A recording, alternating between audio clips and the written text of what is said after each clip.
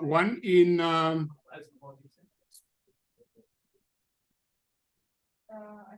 can I continue?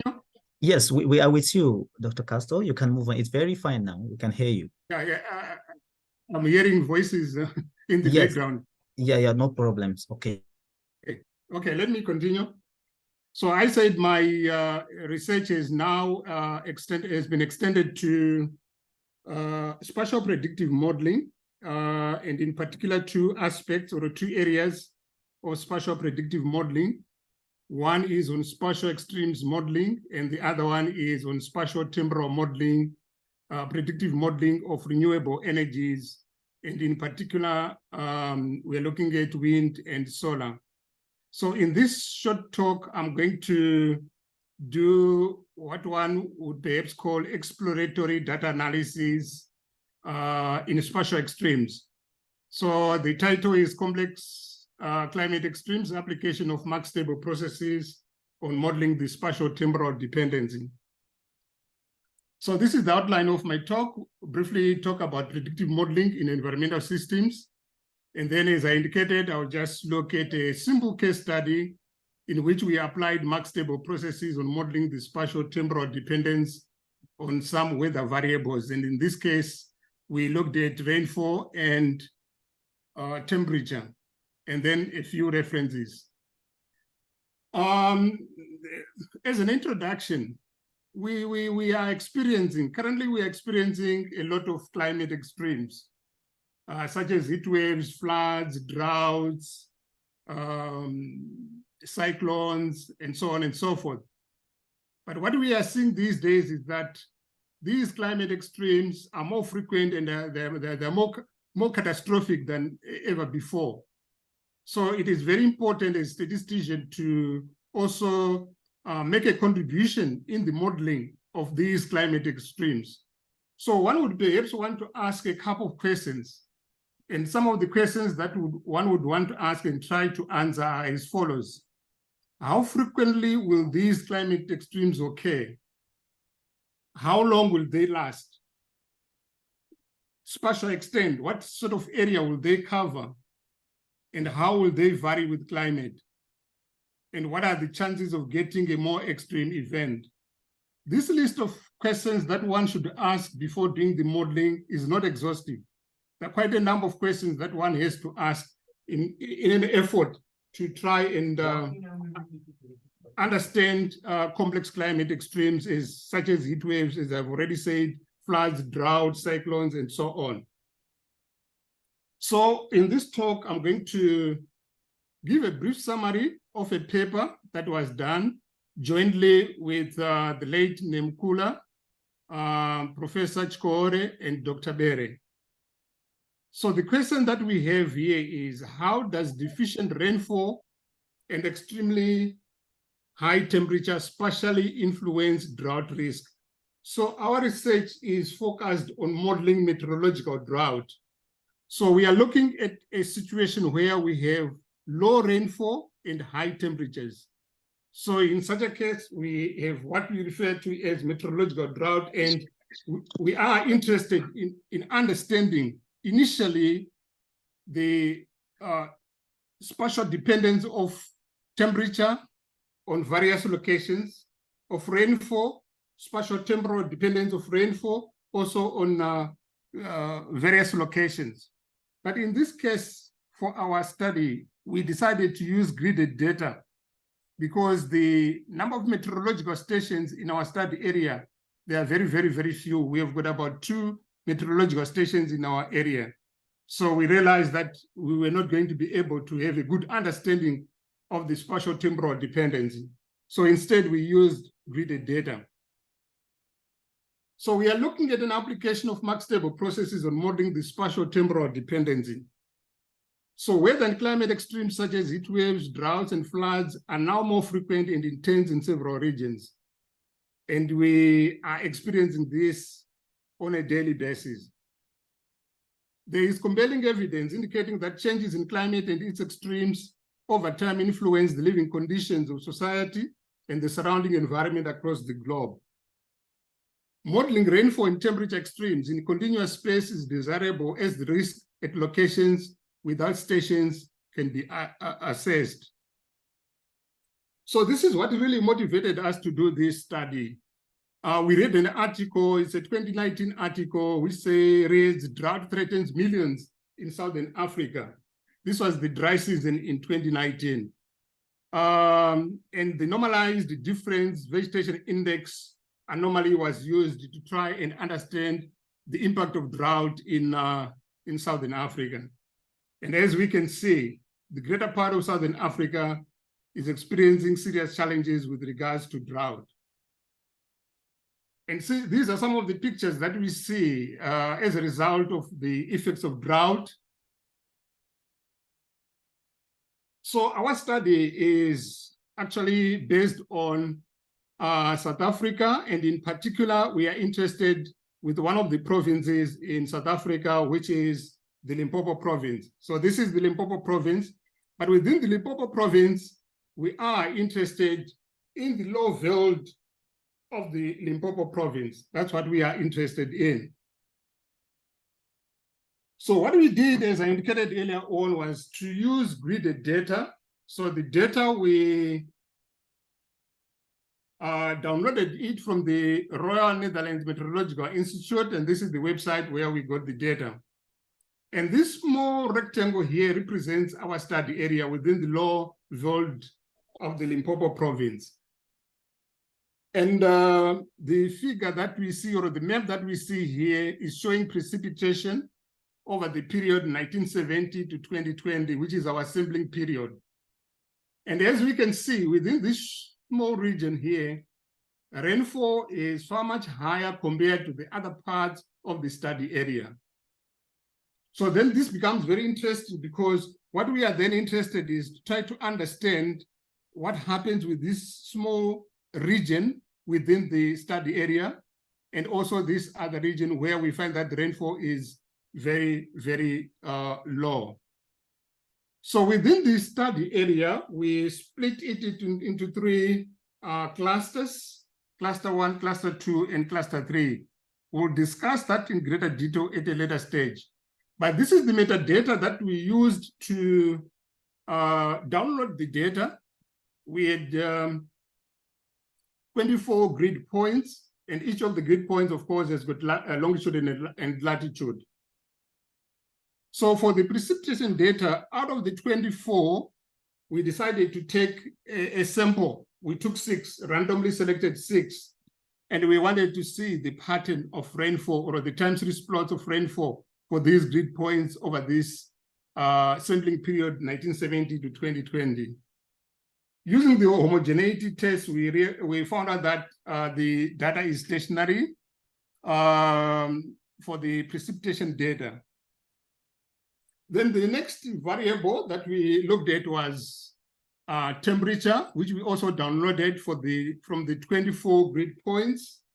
But as we can also see on this map, this small part here shows that temperature is lower compared to the rest of the other parts of the study area. So where temperature is lower, if we go back, we see that they receive high rainfall. But unfortunately, overall, the average rainfall is far below the global average rainfall, which gives us problems in terms of the amount of rainfall that they get in that particular study area, which means that this is an area that has got serious challenges when it comes to drought. So we did the same thing. We also took randomly 6 and then 6 grids, and then did some time series plots. And we found out that there were some significant trends in all these 6 selected symbols of the grid points out of the 24. So there's generally an upward trend in terms of temperature. Now coming to the modeling process, the first thing that we did was to do some exploratory data analysis. Then later on, we had to split our data into clusters. And then we transformed our data into the unit Frechet margins. We can also transform it to the Gambo margins, but the unit Frechet is not to be very flexible type of transformation. And it's really robust. And then we also fitted then the max table models. We know that generally the max table models are split into the Smith model, Sclather model, Brown, Resident models. But in this study, we focused on the Smith model and the Sclather model. The Smith model is basically based on the Gaussian covariance function, but the Sclather model is an extension of the Smith model, which uses quite a number of covariance functions, such as the Whittle-Martin, power exponential, Cauchy, generalized Cauchy. Then after that, we did some goodness of fit tests and then selected the best models. Then later on, we estimated the extremal coefficients. Now going back to the clusters. If you look at this temperature, for instance, this map for temperature, we initially decided to split it into three regions. This part here, and this other part is another cluster, and then this other part is another cluster. But then we had to use multivariate statistical methods, and in this case, we used cluster analysis. And in cluster analysis, we used the hierarchical clustering, and in particular, we used the agglomerative clustering method. But before doing that, we had to estimate the optimal number of clusters, and we used the Silhouette technique based on the partitioning around medoids. And one would want to perhaps understand why we use partitioning around medoids and not use the k-means. We did not use the k-means because it has got a problem when it comes to max table processes.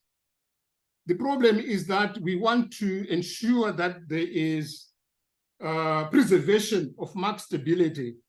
If you average a max table process, you won't get a max table process, which is the concept based on the k-means algorithm that you need to take, identify a point in a cluster and then find the average distances.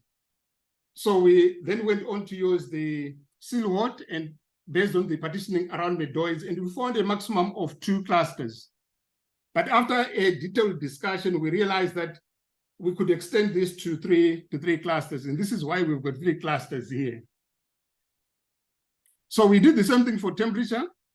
We've got 3 clusters. Then the max table processes.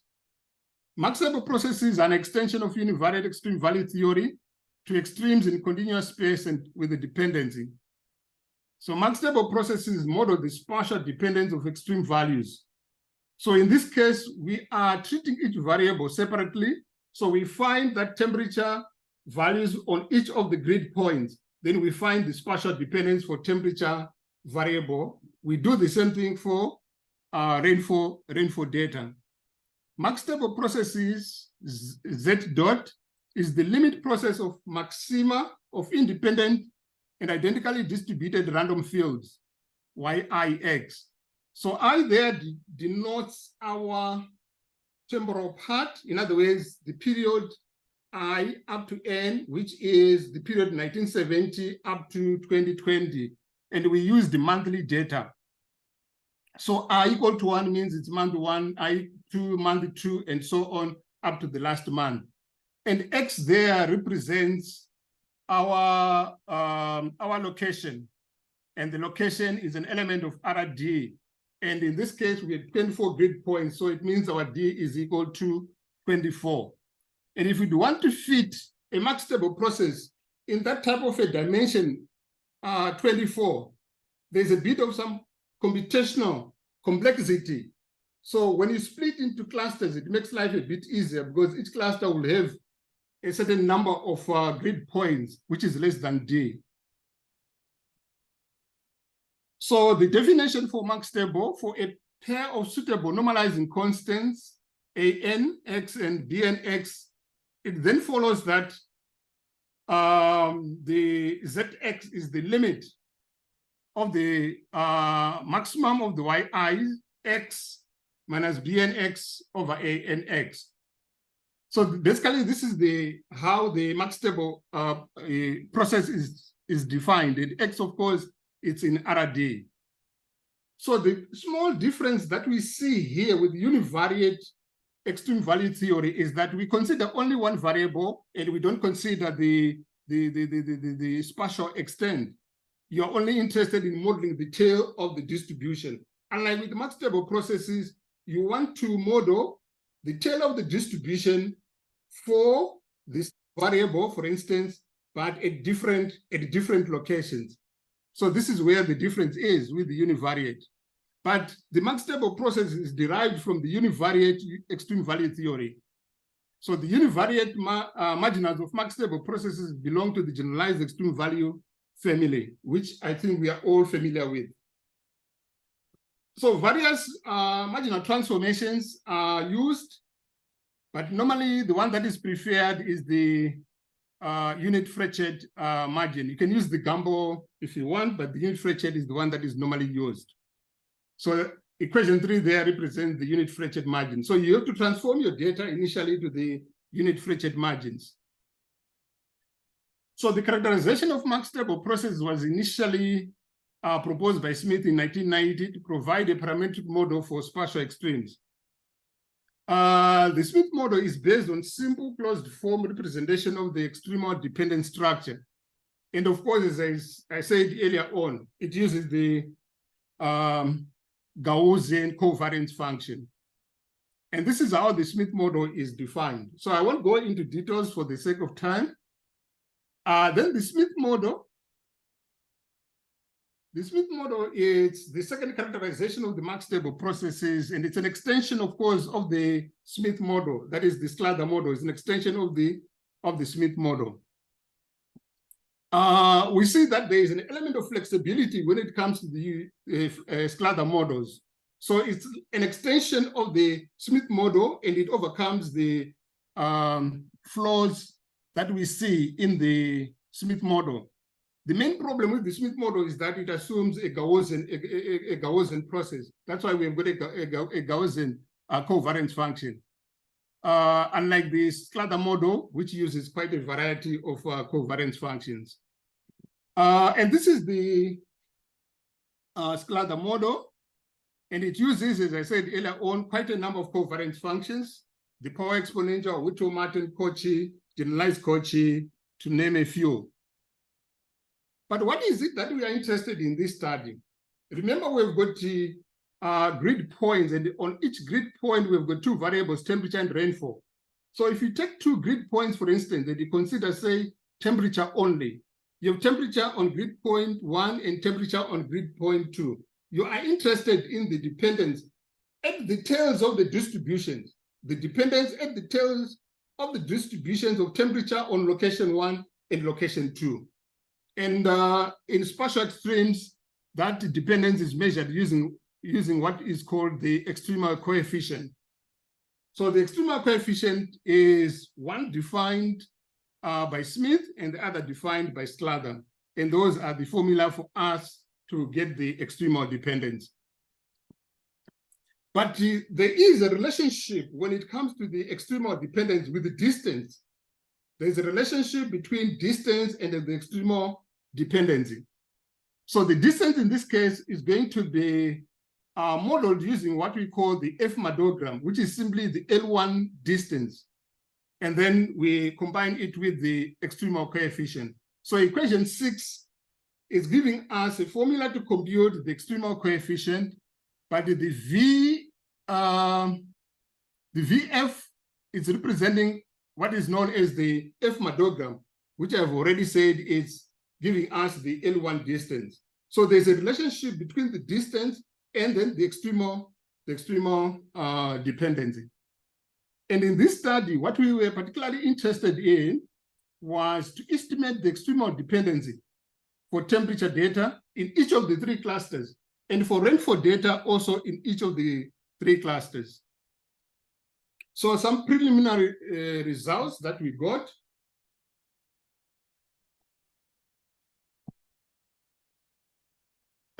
This is for cluster 1, and this is precipitation.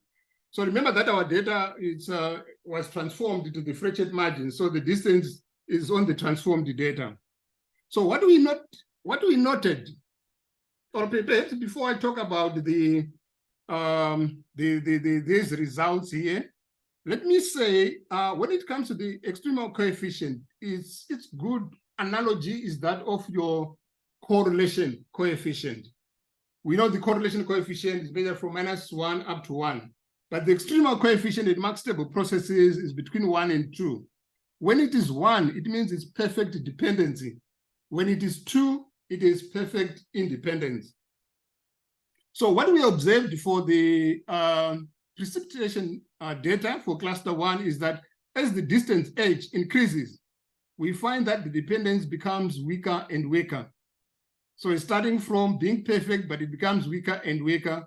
And we also see, when we look at all the other 3 clusters, that it is the same thing, that the dependence becomes weaker and weaker. For cluster 2, for instance, we also see that as the distance increases, the extremal dependence also becomes weaker and weaker.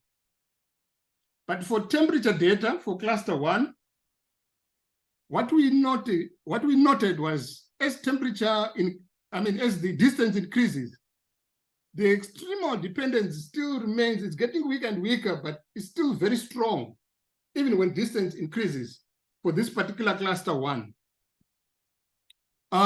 which is also consistent with the rest of the other clusters, that is cluster 2 and cluster 3. As distance increases, we still see a strong dependency when it comes to the to temperature for each of the points on that particular cluster.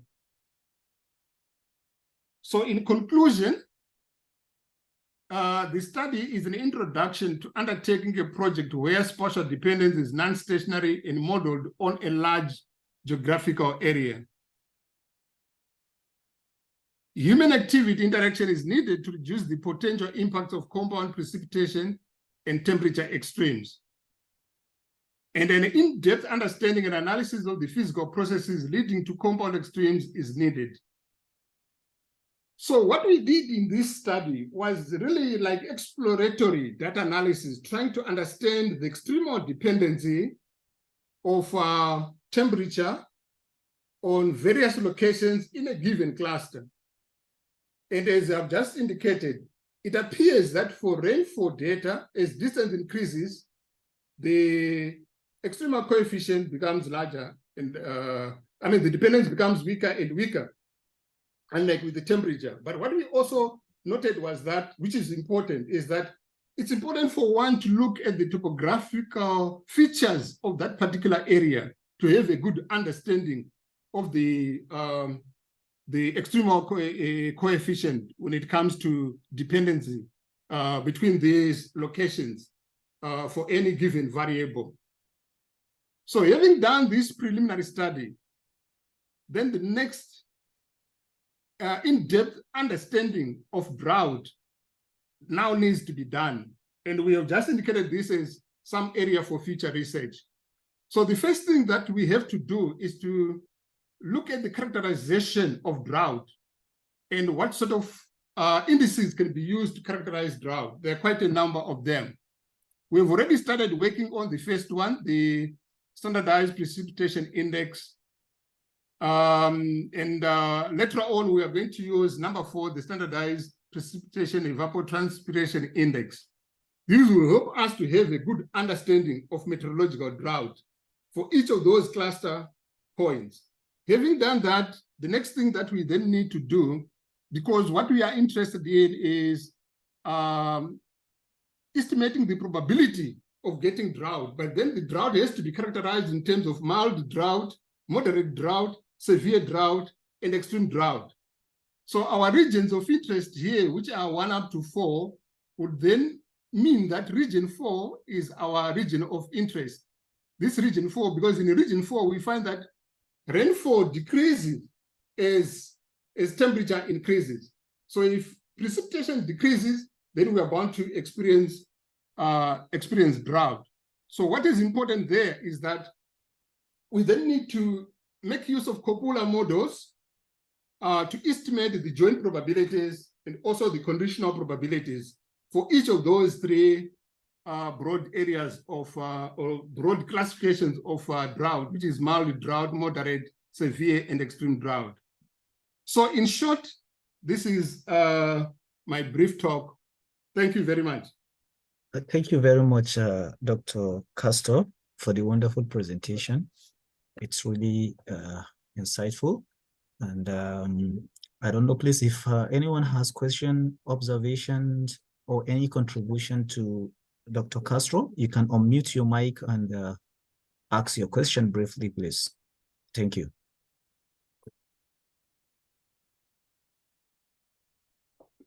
Yeah, thank you so much for the talk. Very interesting. I want to ask about,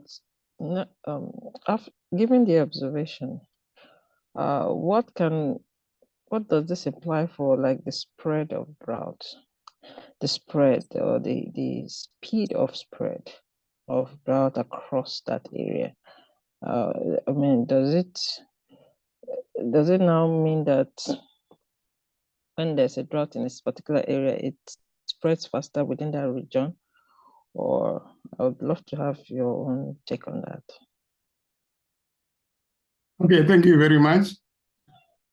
This region generally is known to be prone to droughts, and it's well documented. Quite a number of researches have been done with regards to having an understanding of the impacts of drought in this low-veld region of the Limpopo province. Now, in terms of how fast the drought spreads, we have not done that yet.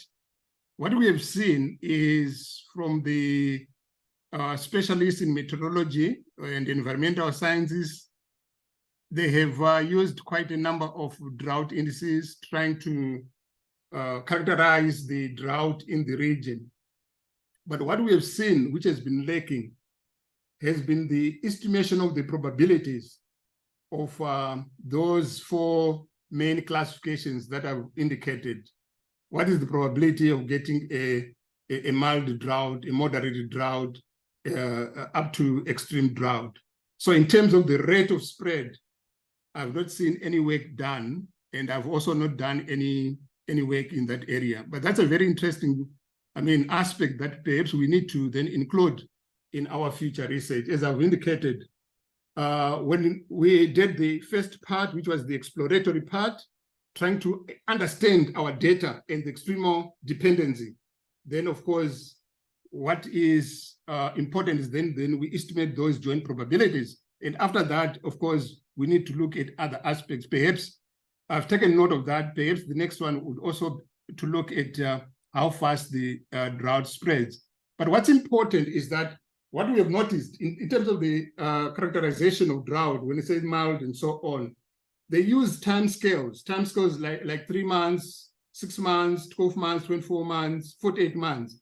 That becomes important, trying to understand over that sampling period, how many droughts have been experienced, how severe have they been. So you would want to have an understanding of the intensity, the duration, and the frequency of the droughts within that particular area. Perhaps that would then answer the rate at which the drought spreads. Because if you understand the intensity, the duration, and the frequency, remember, there were those questions I was talking about that we need to answer, which I said is not exhaustive.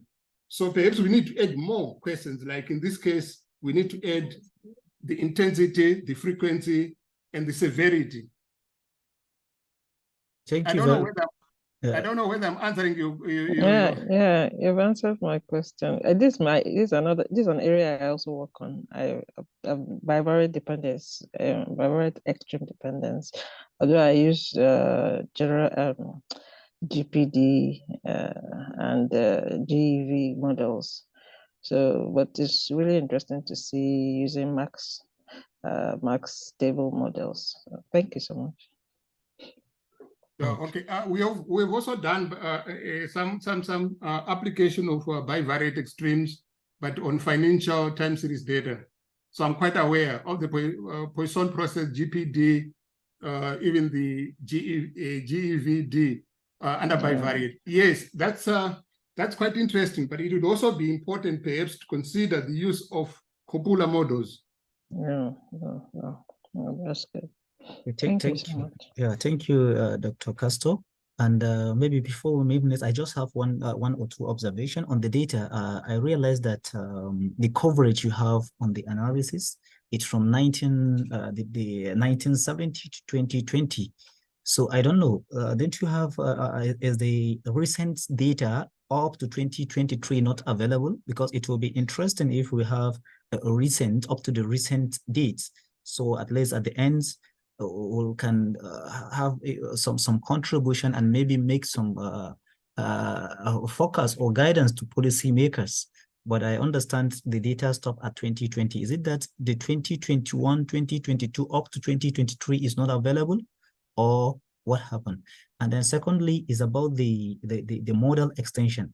It's quite interesting. You are trying to, you make a contribution that you want to make an improvement to the extreme value, the univariate extreme value theorem. So I don't know what's what method, what strategy, how do you intend to improve on the univariate extreme value theory that will suit this technique? Thank you very much. Just in brief. Okay. Perhaps let me start with the last one. We know in extreme value theory that there are two main broad areas. The Bloch's maxima, in which we have the generalized extreme value distribution. So we've got both the univariate case, multivariate. Then we have got the peaks over threshold, where we use the generalized Pareto distribution. And normally we have got the univariate, and then we also have got the bivariate cases. Now, when we are looking at this, the extreme value theory models, normally what we consider is temporal data. So if we've got financial time series data or just rainfall data over a certain period, historical period. So in that case, you are not considering the spatial extent. So in that case, what you have is straightforward asymptotic theory based on extreme value theory, which is for the generalized extreme value distribution family of distributions or the generalized Pareto distribution. Now, the extension of the generalized extreme value distribution with regards to Mark-stable processes is with the inclusion of the spatial extent. Well, at least you've got your historical data from 1970 to 2020 for a particular location, location 1. Then you have the same data set for the same variable, not the same data set, but the same variable. You also have got a data set, temperature values or precipitation data for location 2. So what we are now looking at is, with extreme value theory, you're interested with the tails of the distribution. So here you are interested with the tails of the distribution at those two different locations for your temperature or your precipitation data. So you are modeling the tails of the distributions of precipitation on two different locations. You want to look at the dependence at the tails of the distributions at two different locations. So at two different locations, it means you are bringing in an added element of the distance between location 1 and location 2, which is the spatial extent. So once you have that, the way you define now your response variable, it's no longer yi, I1 up to n. It's now yx, because it also has to capture what? To capture the distance between what? Between location 1 and location 2. So x now becomes a set of your locations. And in this case, I said x belongs to RD. And in our particular case, the D is the number of locations, which is 24 grid points in this case. So here we are now including one, the historical data, which is the temporal part, then the spatial extent, which is the distance between the locations. So we consider the spatial extent and the temporal component as well. So that leads us to mark-stable processes. And the mark-stable processes that I've already said were developed a long time ago, around 1990 by Smith, whom I think you are familiar with in terms of having made significant contributions in extreme value theory, like Coles. Smith, Coles, these are some of the people who have made significant contributions in extreme value theory. Coming to 1970 to 2020, indeed the data is there because this is grid data. We decided only to take from 1970 to 2020. Otherwise, we can extend it to 2023. So thank you very much for that. We are going to consider that. And the other thing that we did not consider was also the use of the Brown-Rezenke model, which is known to be more flexible than these other two, the Smith model and the Sclater models. So as part of the extension of our work, we shall, one, increase the study area, because as you can see, the study area here is very small, but we wanted to have an understanding, as I said, this was like exploratory data analysis, an understanding of the extremal dependence for using spatial extremes models for a very small area, but we can extend it to a larger area and also increase the sample size and also increase the number of models. Okay. I hope I've answered you. Yes, it's okay, Castro. Thank you for trying to make things in order. I think it's okay. You have give a very reasonable response to these questions, and we wish you all the best. And I think now we can move to the next speaker. You can stop sharing. Okay, let me do that. Thank you very much for listening to my short talk. Yes, it's okay. Thank you. And the next speaker is Daniel. Yeah, Daniel Ahelegbe from University of Essex, United Kingdom. So I don't know, Daniel, are you close? Yes, please, I'm here. Okay, thank you. Sorry for taking a bit time before you come in, but at least we're happy you are here with us. So you can, let me make you a host so you can share your slide.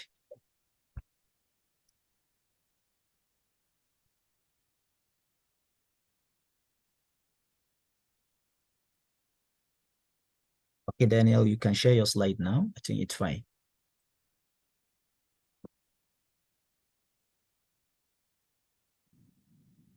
Please, can you see my screen? Yes, Daniel, it's pretty fine. We can see your screen. So Daniel, you can start now. You have 25 to 30 minutes to do the presentation, including the question and answers. So thank you very much. Thank you very much for the invitation and the opportunity to present this joint work. This is a joint work with a colleague. Exactly. At the IFC. I'm currently with the University of Essex. I was with the University of Pavia and visiting staff with the African School of Economics in Benin. I'm just presenting one of our works on interconnected deviations from covered interest parity. This is, I would just give a brief background and then what we mean by Bayesian graphical structural VR models and some empirical results and then some conclusions. So what is covered interest parity?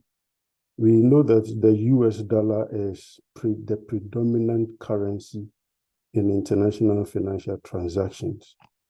It accounts for 50% of cross-border loans and international debt securities. It also accounts for 90% of all foreign exchange transactions and 60% of foreign exchange reserve holdings. So this makes the US dollar something most investors and most market participants worldwide want to hold. So the demand for the US dollar is very high, and that puts some sort of pressure on the national market. And there are two types of markets for borrowing. We have the direct, which is the cash market. So where a borrower borrows directly from a bank repays the principal plus the interest at maturity. But then we also have the secondary market, which is the swap market. So there, what happens is the borrower borrows in a foreign currency, let's say in the euro, but then exchanges the euro for the dollar at the spot exchange rate. Now, the person would have to repay back the euro with interest. So to do that, they simultaneously go into a forward contract to exchange the US dollar for the euro and then pay back the euro with the euro principal with the interest. Now, by entering into that simultaneous contract for the simultaneous forward contract to exchange the US dollar back to the euro, this is where they are trying to cover the changes within the exchange rate. So with under the covered interest parity, we have that this theory stipulates that the interest rate within the cash market must correspond to that of the swap market when both rates are expressed in the same currency. So basically, we compute the deviation from the CIP using what we call the cross-currency basis swaps. So the differences between the interest rates in the cash market and then the interest rate in the synthetic market or in the secondary market. Now, when we look at the data, from 2000 to 2020, we can update the data, but looking at this period, we started this work in 2020. Looking at this period, one of the things we realized was that prior to the global financial crisis, the CIP deviation held as in with equality, as in was strongly adhered to. But then during the global financial crisis, something happened. It began to widen. The difference between the deviation from the CIP began to widen during the global financial crisis. And since then, many of the currencies have not fallen back to the pre-global financial crisis period conditions. Now, we see this with the developed markets and then with the emerging markets. So what account, there have been many studies into this as to how the basis has evolved over time, and we see the conditions prior to the global financial crisis, and then after that there have been so many explanations given to it. Some attributed to the fact that it's because of increase in counterparty rate between financial institutions, the shortage of the US dollar, and then most agents willing to pay a premium to hold the dollar instead of their own currencies and a whole lot others. But in this work, what we wanted to study, which is our focus, is whether or not movements within the basis are merely anecdotal, or perhaps they provide some evidence of contagion. Now, in the event of a contagion, which basis is central to spillover propagation, and what this means for market participants and possibly policy holders. Now, since the data we have is time series, one of the things we would want to explore is not just the correlation, but possibly trying to analyze on dependence. So we looking at the VR, but then VR or structural VR. But the problem we have with that is it's quite difficult using VR models to estimate causal structures or dependence within financial time series models, because the closest we can ever come to is either the for forecasting, or perhaps running some Granger causality and some others. But we didn't want to go through that approach, because in recent times we've applied this Bayesian graphical structural VR to show that they are able to capture much dependence compared to the Granger causality.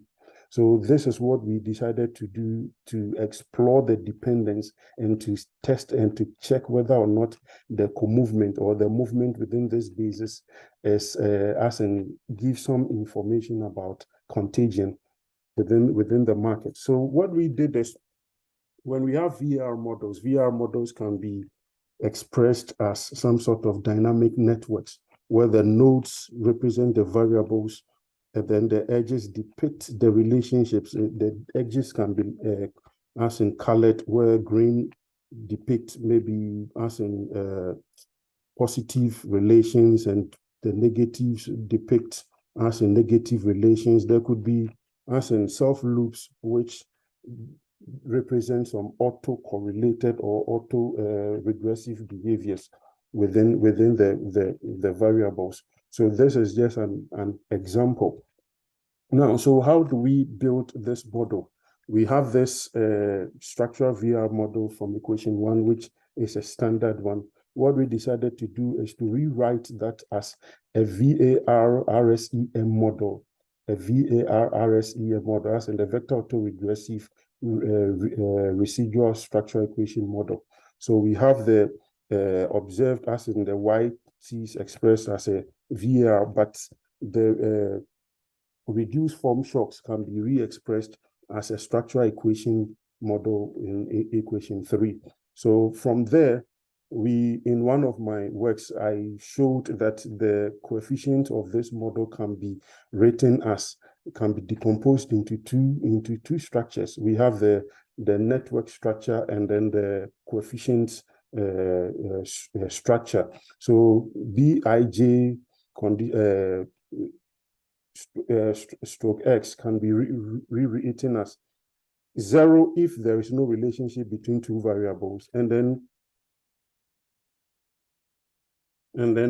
different from 0, which is the coefficient can take any value if there's a relationship between the variables. So one of the key things is to study the structure of the relationship between the variables to identify the G, and then conditional on the G, we can as an estimate the coefficients. The G gives us an information about the structure of the relationships, as in the dependence between the variables. So that is what we try to capture. Now, because of the uncertainty around the parameters of the model, in this application we use the Bayesian approach, where we have priors on the parameters of interest. So on the graph structure, we have the beta is conditional on the network structure, or the graph structure is as and follows a normal distribution. The edges within the network is Bernoulli distributed. The residual coefficient, the covariance matrix of the reduced form covariance of the reduced form errors, and then the structural errors Wishart, as in the inverse precision matrix are Wishart distributed. But the difference is that since we assume the structural errors are uncorrelated, that one we can put a G Wishart, where we assume that the errors are independent from each other, but then the reduced form errors are correlated. So that is the assumptions we have on this parameters. Now, in terms of the posterior approximation based on the Bayesian procedure, we are able to integrate out the parameters and have a closed form expression for the marginal likelihood to study the network structure, and then conditional on the network structure, we can estimate the parameters or the coefficients, and then the other related parameters of the model. So this is basically fairly standard. Now, in a previous application of this, which is published in the Journal of Applied Econometrics, what we did was to decouple the two structures, because we have autoregressive structure and a contemporaneous structure. Now, since in the contemporaneous structure in that application, we were trying to assume that the contemporaneous structure is directed acyclic, but that cannot be, that condition will not hold within the autoregressive structure, because in the autoregressive structure, the links move across time. So there's no possibility of reverse links. But within the contemporaneous structure, there's the possibility of reverse links. That makes sense. So we place that, we decouple the two structures and then learn them separately. But in this application, what we did was to learn the structure sequentially. And this is based on using the concept, the SEPS probabilistic concept of, as in the SEPS probabilistic concept. So what we did, the main implication here is that we learn the autoregressive structure first. Conditional on that, we learn the contemporaneous dependence. And this is to allow for possible simultaneities without conditioning, without strongly, as in imposing directed acyclicality on the contemporaneous dependence. So to quickly, as in summarize, this is the conditions that was set forth to ensure that at least the structure is as in has some sort of the what do we call it here? We use the prima facie condition set out by SEPS. We just adopted it within our framework. Now, to quickly look at the application, we had this 25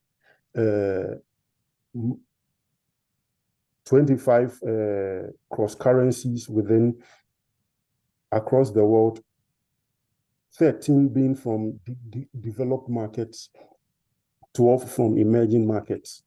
And this is between 2000 and 2020. The reason we presented this was that the work was done within 2020. We have not updated the data set yet. So this is, now from this, we studied the 1 year maturity of the cross-currency basis swaps with 1 year maturity and 5 year maturity, to see whether or not there is some sort of differences within these maturities. But the result is not significantly different, as we will see. Now, for the first research question, whether or not movement within the basis, as in denote some sort of contagion.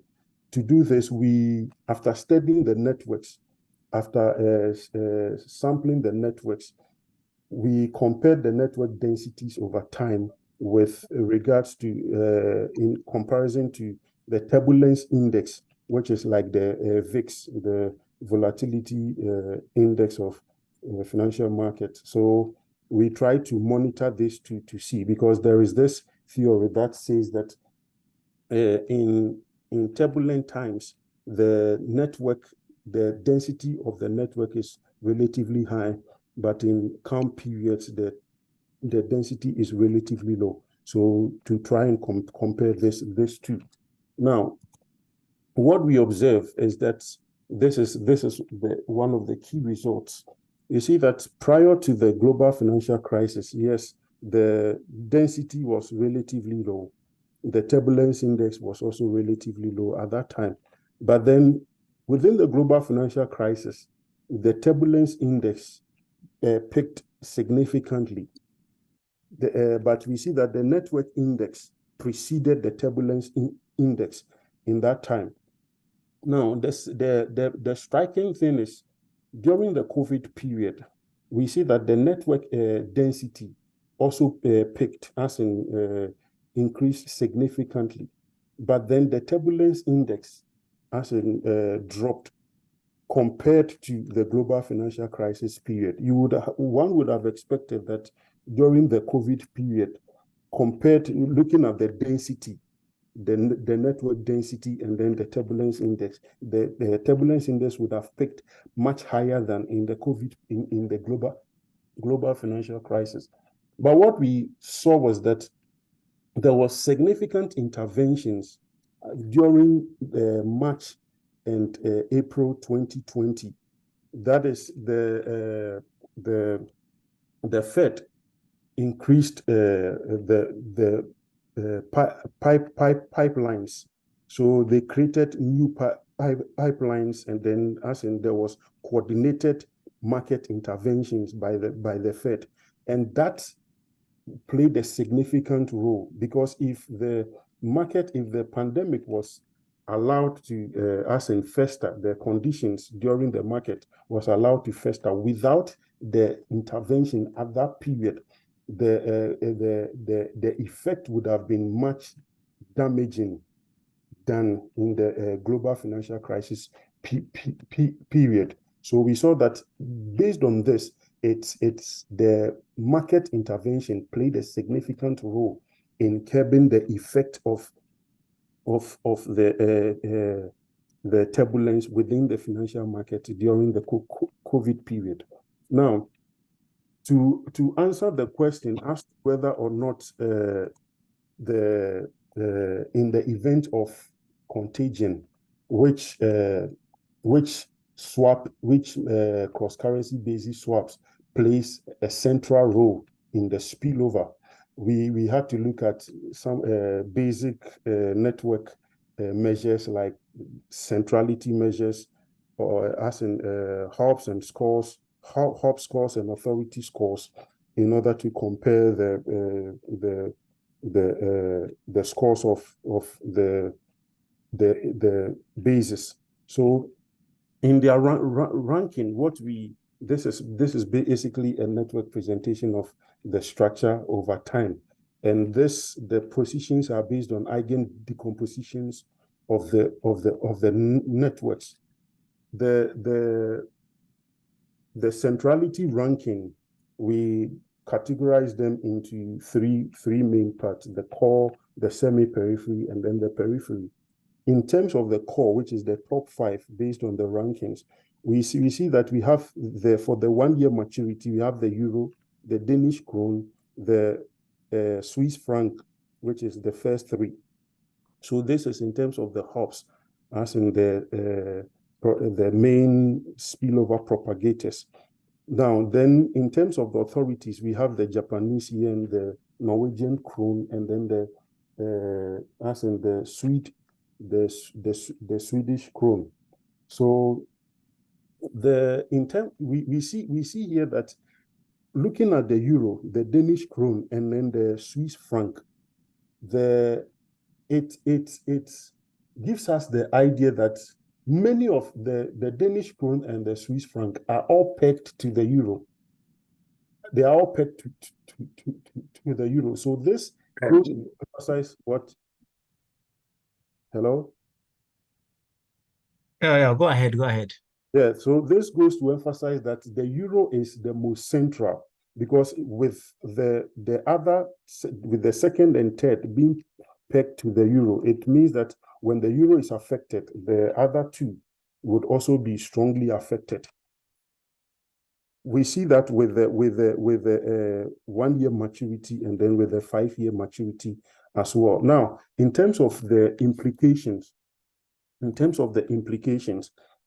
we came to the conclusion that it is better to track the euro basis, especially in the cross-currency basis swap market. It is better to track the euro basis because it is central to the contagion within the swap market, or within the cross-currency swap market. And it is also, it also influences other major currencies. It also influences other major currencies. Even we could see that from the plot. Now, apart from the euro providing the benchmark in the market, we see that it also accounts for large number of trading volumes. So another advice we saw, because my colleague works with the IFC, one of the things we decided to do is to look at investors that have exposure within the foreign exchange derivatives market. And the idea is that those who have exposures to this market, who are looking at new ways to hedge against exchange rate risk, must pay attention to some of these. And it is better to invest in less it is less expensive and more cost effective to do those hedges before the basis becomes tighter. And one potentially profitable arbitrage trade when the basis is more negative would be to borrow in the currency with the highest interest rate, which is like with the dollar, and lend in the currency with the lowest interest rate that has the negative basis. So this is one of the conclusions, and then as in the recommendation to investors within this area. So in conclusion, we investigated the dynamics within the dynamic interconnectedness within the cross-currency basis swap market, and basically trying to use network models, trying to learn the structure from the data, and then to depict the dependency with the network over time. We compare that with the turbulence index within the market to show that they are, as in the movement within the basis, is not just as in accidental or anecdotal, but then these as in give some information about something going on within the market. So it will be better for investors to monitor the indexes that have high as in connections with other indices like the euro, and then other bases that are connected to the euro. So this is in a nutshell what we set out to do. Thank you very much.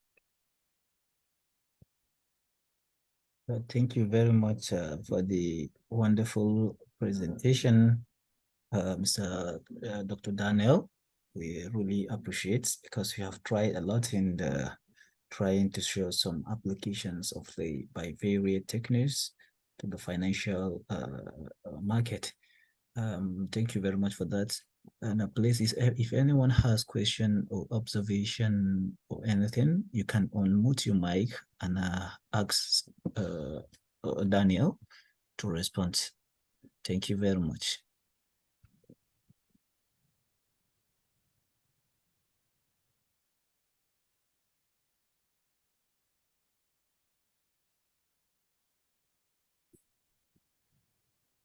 Thank you, Chairman. And thank you, Mr. Daniel, for your presentation. I noticed the data that was used for the analysis did not include any African nation. But then you talked about most of this cross-currency being those that even include loans and whatever. But African countries are largely loan dependent. Is it that this data we do not include that, or maybe for some reasons you excluded the African market? No, we are looking at the top traded markets, as in the top traded currencies, and that which are quite easy to assess. And there is an African country in there, which is South Africa. South Africa, number 18, number 18. And in terms of the centrality, South African rand is actually the 5th in terms of the hubs. Okay. All right, thank you. You're welcome.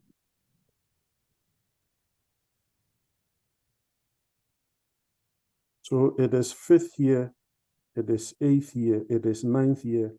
In terms of the 5-year maturity, it is the 7th. So it is at least within the top 10 for both the 1-year maturity and the 5-year maturity. So,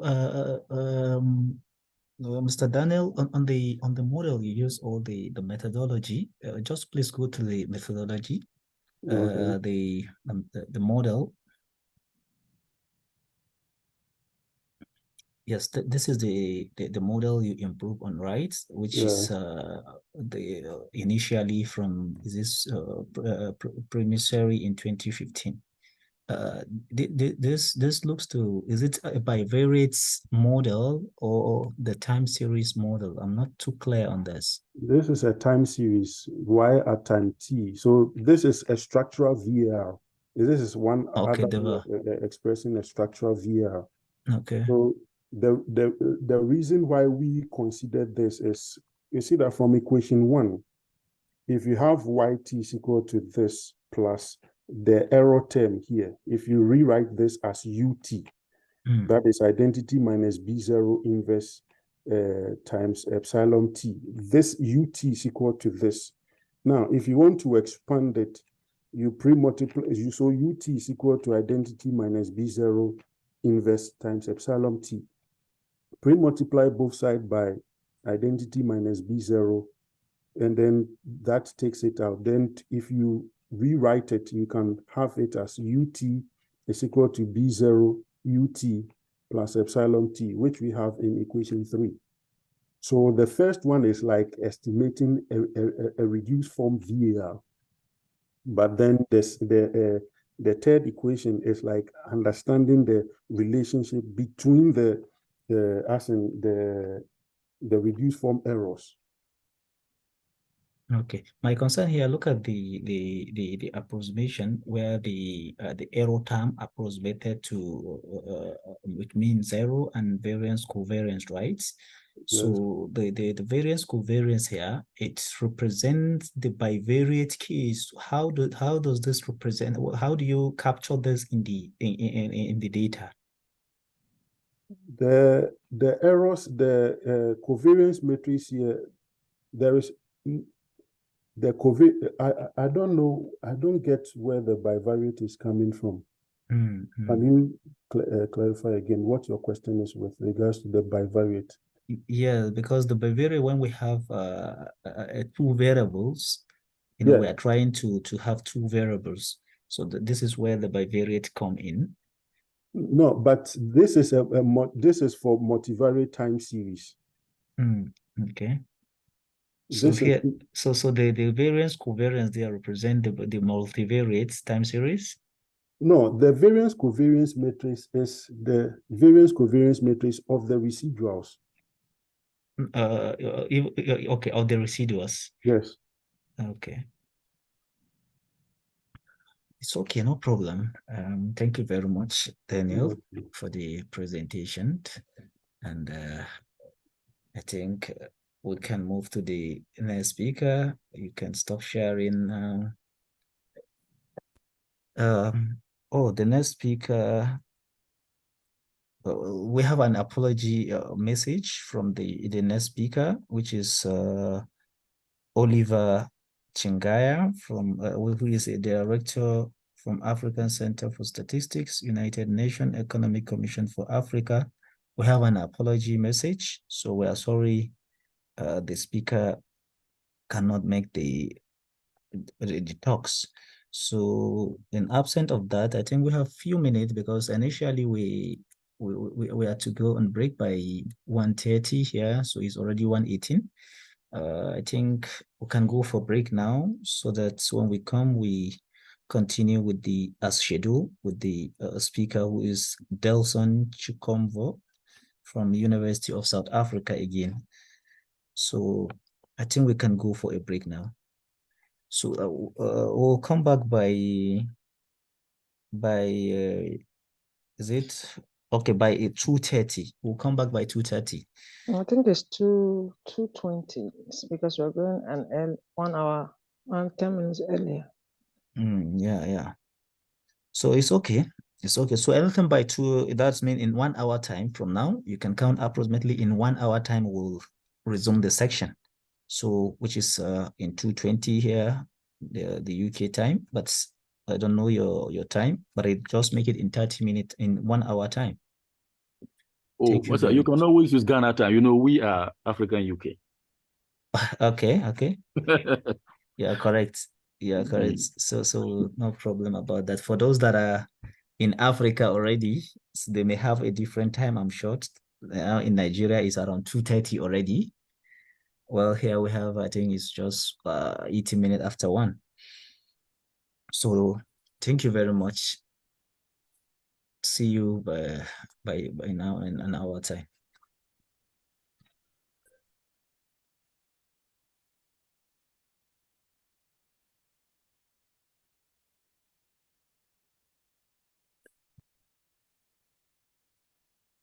Atete, Uganda. So now it's 4:12 in Uganda.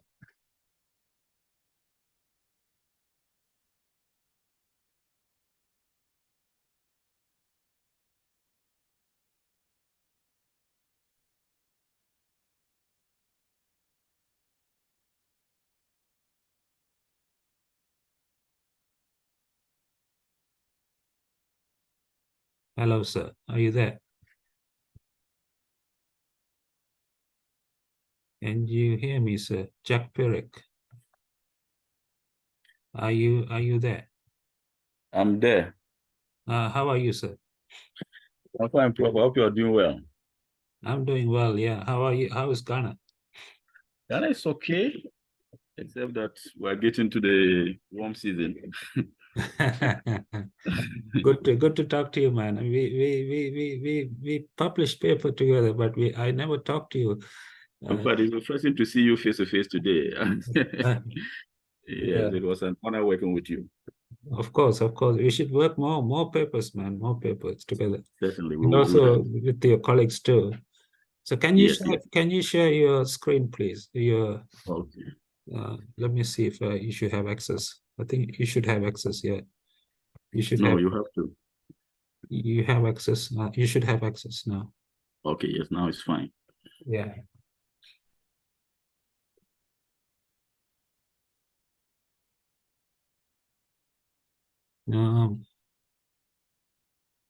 So I'll tell you when to start. I mean, it's now. Yeah, 1 minute to go. 1 minute. 1 minute before I start? Yeah, 1 minute to go.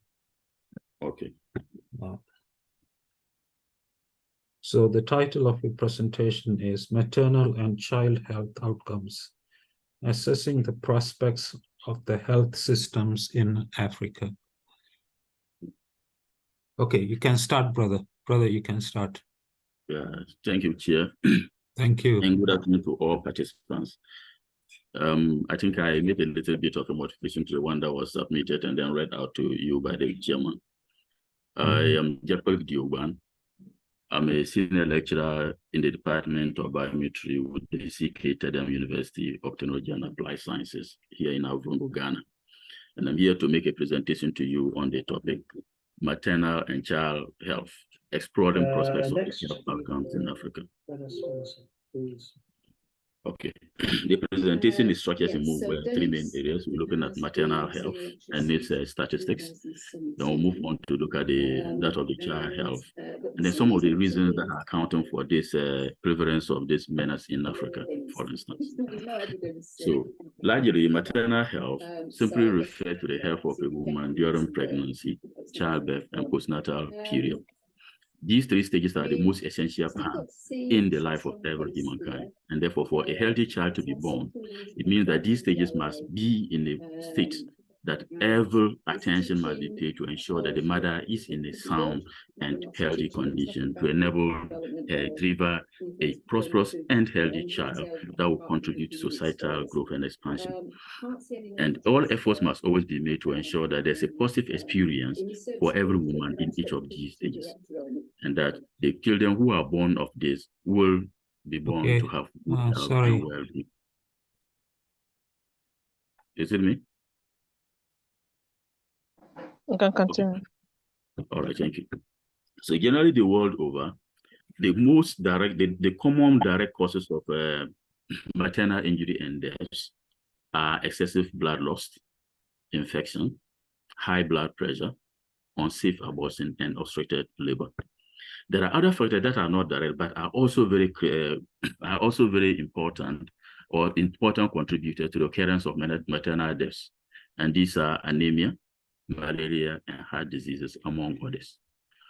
All these are not unique to only Africa or certain countries, but every single society have this as major causes and indirect causes, and accounts for more than half, or if you like, even majority of the occurrences of maternal deaths in every environment.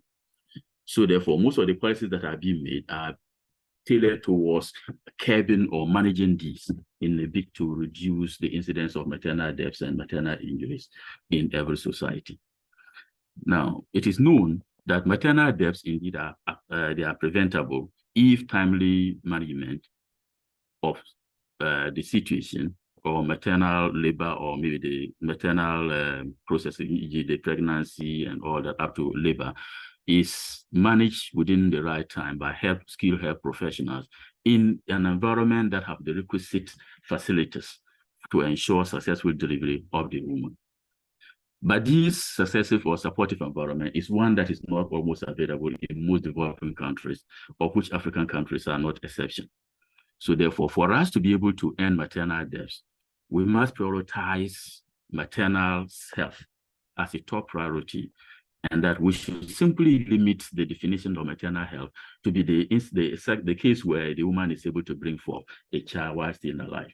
There is more for us to accomplish a complete health, maternal health, than merely limiting it to childbirth and the existence of life after childbirth. So therefore, for us to achieve that complete maternal health, we need to expand efforts in reducing maternal injury and disability by promoting health and well-being. Now, the success in maternal health is unique with every woman and her pregnancy. And therefore, there is no single one-fit-all solution for all of that. And therefore, what we need to do is to look at the peculiarity of the individual and the environment in which they are found, so that we can be able to find a befitting solution that will lead to a respectful and high-quality maternal care for all women to guarantee success in their maternal journey. The maternal mortality have reduced globally from 34% in 2000 to 2020, which is equivalent to about 342 maternal deaths per 100,000 women, or births rather, in 2000 to about 223 out of 100,000 live births in 2020 worldwide. But this is not actually enough, because every life is precious and we wish to have a zero occurrence of maternal deaths, such that every woman who is going into pregnancy is not afraid of losing her life. And then every man or every family member will always be full of joy anytime there is an incidence or symptoms of a potential growth in the family size.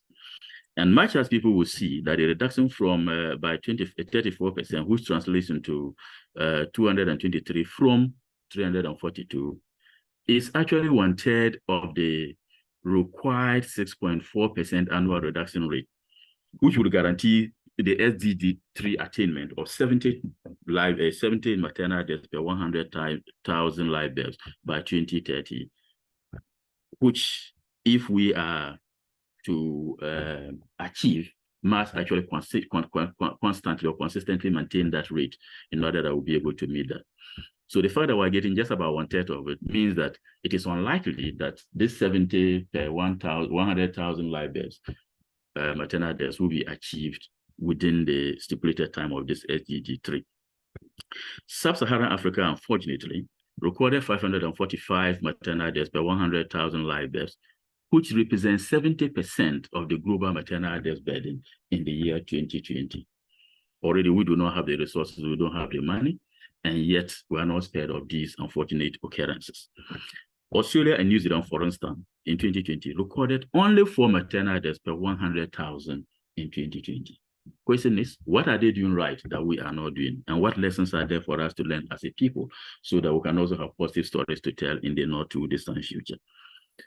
The other revelation, which is rather making it worrying, is that the maternal mortality burden is rather high in both access, quality, antenatal care, delivery, postmortem care, and that for us to ensure this maternal well-being, we will need to actually intensify efforts in these regions to ensure that the improvement meets the needed targets, and probably spare the kind of challenges we have in terms of stakeholders, policymakers, researchers, and everybody, to ensure that parity is brought in our efforts to check the occurrence of that menace.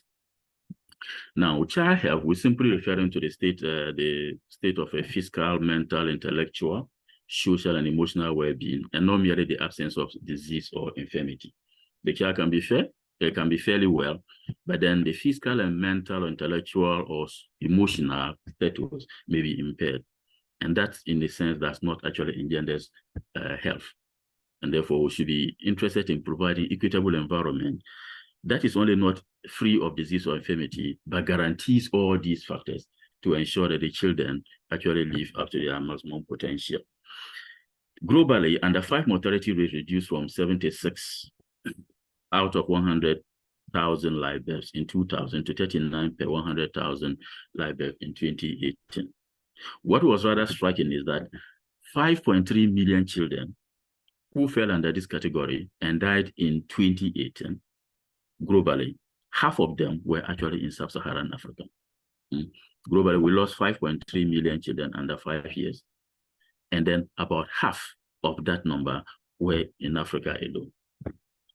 This is strikingly worrying and calls for coordinated efforts to ensure a reduction and improvement in those kind of challenges so that the African story can also be told in a different way. So to achieve this, a lot of intervention programs have been instituted or implemented in Africa over the years. Among them, we have the Every Newborn Action Plan. This was to ensure that every child who is born alive actually lives and survives to adulthood. Not just having life, but in a meaningful manner that will contribute to societal growth and enhancement of our health status. Then we also had the Ending Preventable Maternal Mortality, which indeed was targeted at the mother, that the mother should give birth and remain alive, not just alive, but in healthy condition, such that it will translate to the health and well-being of the fetus and the mother at life. Then we had the Project 5 Alive. This one came on the backdrop that most of the children who were born, or who are born within the period, actually died before their 5th birthday. And therefore, it was a specific program that is targeted to ensuring that children who are born stay alive beyond the 5 years, and that other programs will now contribute in ensuring the continuity of life thereafter. That program, I think, actually folded out somewhere about 4 or 5 years ago. And they had achieved some successes, but the story still remains. Sustainable Development Goals, I think goal 3 and 4 is actually on, maternal and child health. And I think we also have the Millennium Development Goals among others. Even though these have they have all collectively achieved successes, but the story still doesn't look that clean for Africa. And we need coordinated efforts to ensure that we get to the successful end of it. So these programs that we have all implemented all over Africa and the world now reveal a gloomy picture, which is not good at all. Because if you look at the top 10 maternal mortality cases by country in the world, the first 9 countries are African countries. They are just not African countries, but the number 1 or 1 up to 3, if you look at them, are among the smallest countries in Africa. And yet their maternal deaths occurrences are so worrying. With South Sudan having about 1,150 per 100,000 live births, Chad having 1,140, Sierra Leone having 1,120 per 100,000 live births. So the question is, if these numbers are coming from that smaller populations, does women actually give birth and survive in those countries? And what will be the stage and the nature of life? Not only for the maternity, but even the entire citizens of that population, because maternal health is a critical indicator which seeks to give an indication of the health systems and performance in any country. And Nigeria has 917 per 100,000 live births within the period. Though people may argue that Nigeria in this role right is a continent, and that having 970 after 100,000 live births may not be that significant.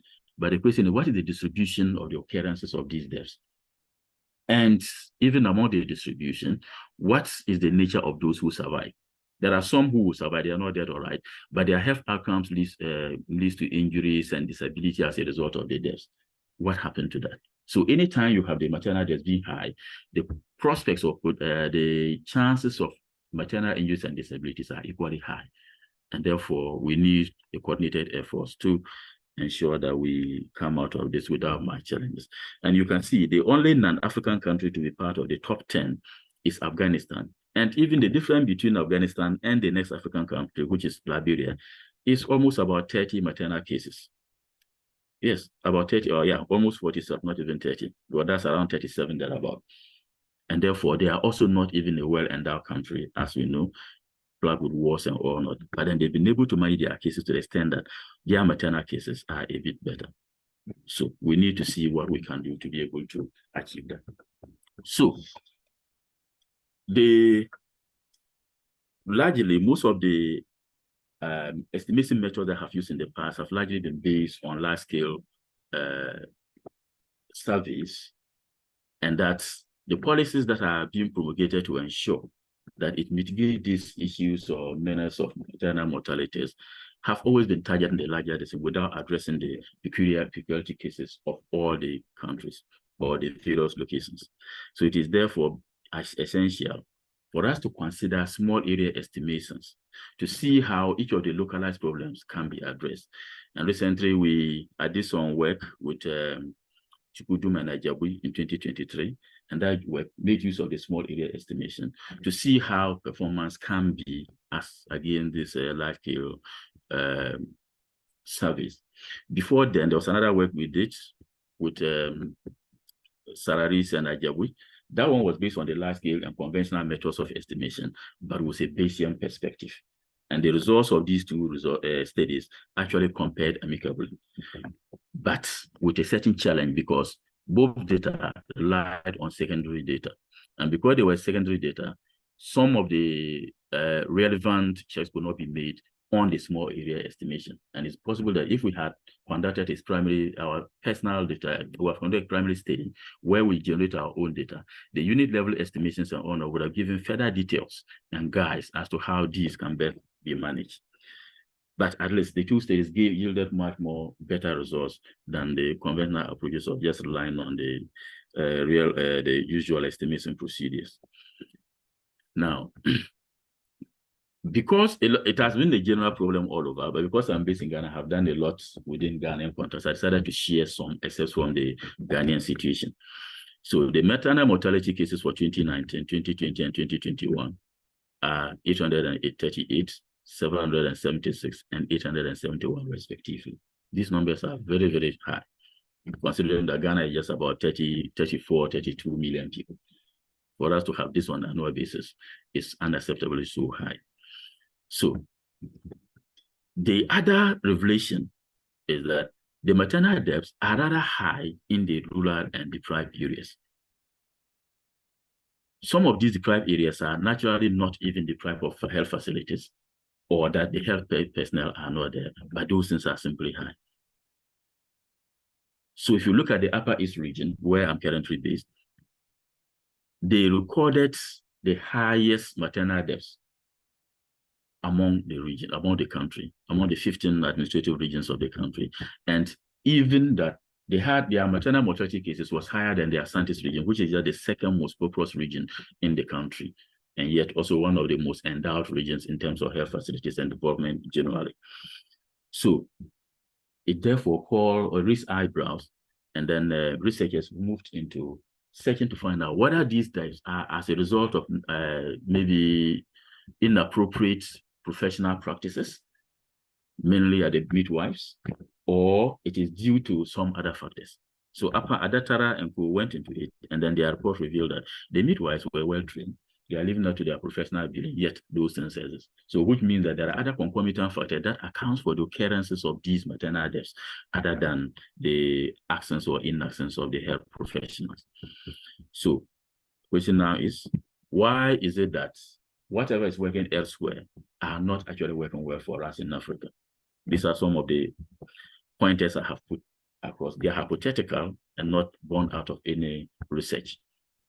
Now, the measures that are used for policy or to guide policy implementation and derivations are simply based on large-scale research findings.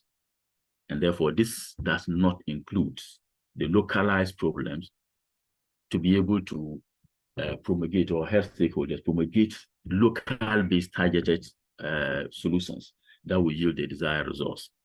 And because it is so, even though a lot of policies may have been implemented or interventions would have been implemented with the main aim of restoring the occurrence of the maternal mortality, the localized problems solely remain unresolved, leading to the incidence of this high maternal mortality.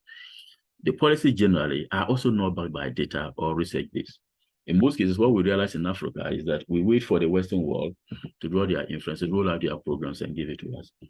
In some cases, it doesn't even come with much African inputs. For instance, you look at the Millennium Development Account, the SDGs, and all that. Most of them, you go to every African country, you see it in there. Ask how their own inputs were. In some cases, it is very difficult for them to even tell. And then most researches are also based on secondary data, because researchers are generally not previously do not have enough funding at their disposal to be able to implement or undertake their own research that will lead to that will lead to the achievement of the study objectives, but have to be coerced in actually deriving or stating research objectives that will fall in line with the kind of data that they have. And that does not help in most cases. If you are blessed to have a data that is coming from a research institute like the statistical bureaus of various countries, that's even better. But in some cases, you go to the hospitals and they were simply collecting their data for administrative jurisprudence. And therefore, whatever they are collecting, in some cases, apart from doing other transformations and massaging, cannot even make any meaningful attainment in terms of research. And that's the last but not the least is that stakeholders must desist from actually implementing policies that does not address local level problems. And this can be done if we prioritize research and give it the needed support. Now, how can we address this challenge or arrest this challenge? First and foremost, African governments and stakeholders must make health research a priority. In most cases, when you study the national budgets of most countries, for all countries, you see that a reasonable amount is allocated to healthcare. Of that amount, whatever you see for research, in some cases, do not even go to research. And it's always a very paltry sum. And their research in most cases has to do with the implementations of policies and sometimes immunization programs, and not necessarily a full large-scale implementation. And apart from few countries, I think mostly South Africa, Kenya, and some other countries, most African governments do not even have research funds. And therefore, any researcher who intend to undertake any research in health financing or health related or any other facet of our life will have to either rely on external funding. And we know that donors or external donors will also have their own research objectives. And therefore, whatever you are doing must fall in line with this. If not, they are not going to sponsor. And to the extent that those things are not, done based on country allocations, it means that those who are lucky to get are those who are able to get. But there are countries that may not be able to even get any significant funding from those external funding to be able to contribute much to the management or checking the problem of maternal mortality and other health-related issues. So therefore, must make sure that we try to support all researchers and encourage those that will do that based on primary data, and then it will help to help us identify the root causes of maternal mortality and child health in our sub-region. Then stakeholders must also make informed decisions based on research. The current existence where we just get up and then take policies based on what is happening in the diaspora or other countries is not one that should be encouraged. We should begin looking at instances where we'll be able to actually implement decisions or make decisions based on what happens within our localities. And this can actually happen if we have the research and data at our disposal, which we also have to generate. And then every individual, irrespective of where your field is, must make it a priority to engage in maternal and child health, because a healthy society is a prosperous society. And no success in terms of health can be achieved if we don't start with the mother, because the mother who sponsors a healthy child, the healthy child continue to grow in health under the care of the mother mostly, even though there are other competing stakeholders who contribute, but the mother is always the primary anchor of a life of a child. And then the last but not the least is that African governments must endeavor to spend their money on producers and not consumers. In most African countries, as we do know, it appears that we are just in one circle. We generate money to sponsor the current elections, and after the election, we'll continue to generate more money for the next election. And we do not care how much money they put into their campaign and those kind of policies, but then ask how much do they implement into education and health. If we continue in this circle, the future of Africa will actually continue to be at the back, because we'll never make any progress. The question is, how do we get it to them to prioritize this? Of course, these are people largely, when they are not well or their family members are not well, they fly them to the Western countries to ensure that they get healed. So I think what we need to do is to involve active citizenship participation, advocacy, coupled with the CSOs to ensure that our voices are heard, and then appeal to the very conscience of the policymakers and managers of our health systems and economies to give us the necessary push so we can be able to get the needed outcomes. In conclusion, maternal and child health are still burning issues in the continent. and that we need to continue the struggle with the hope that we'll be able to arrive at the right destination. I thank you all for giving me audience, and I invite every one of you to prioritize this, irrespective of which field you belong, so that we can be able to combat this menace of health, education, health in terms of maternal and then child health, to make our continent a healthy one. Thank you, Chairman.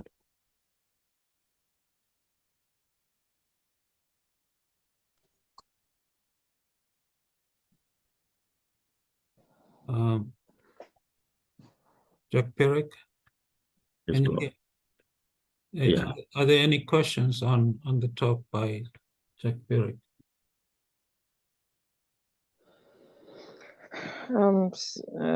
Thank you, Gio, for the lovely presentation. I'm excited to always see men when males take charge of female problems.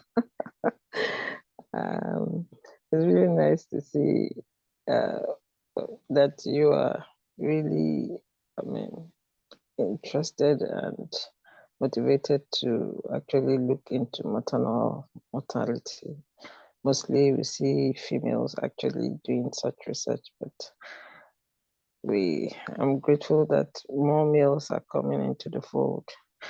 As a mother myself, who almost also lost her life, so during childbirth, it's really a passionate aspect for me. Although I'm not too into the research fully, but I do some little write-ups here and there on maternal mortality, and it's a shameful thing to see.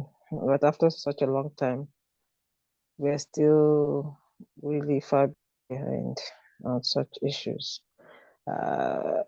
in terms of the real changes we need to see. So I just want to say thank you so much for, as a male, really having such eagerness to participate in women's issues. Thanks. Hello. Hello. Is there any more questions? Hello. Please, thank you very much for the presentation. Please, can you go back to the slide where you were looking at the upper, I don't know whether upper east or upper west. This place, upper east. Yeah, okay. It's no surprise to me, because if you look at the health distribution of health facilities, the upper east would not have that much compared to the Greater Accra region, and then the Ashanti region, rather. Yeah, the Ashanti region has the highest.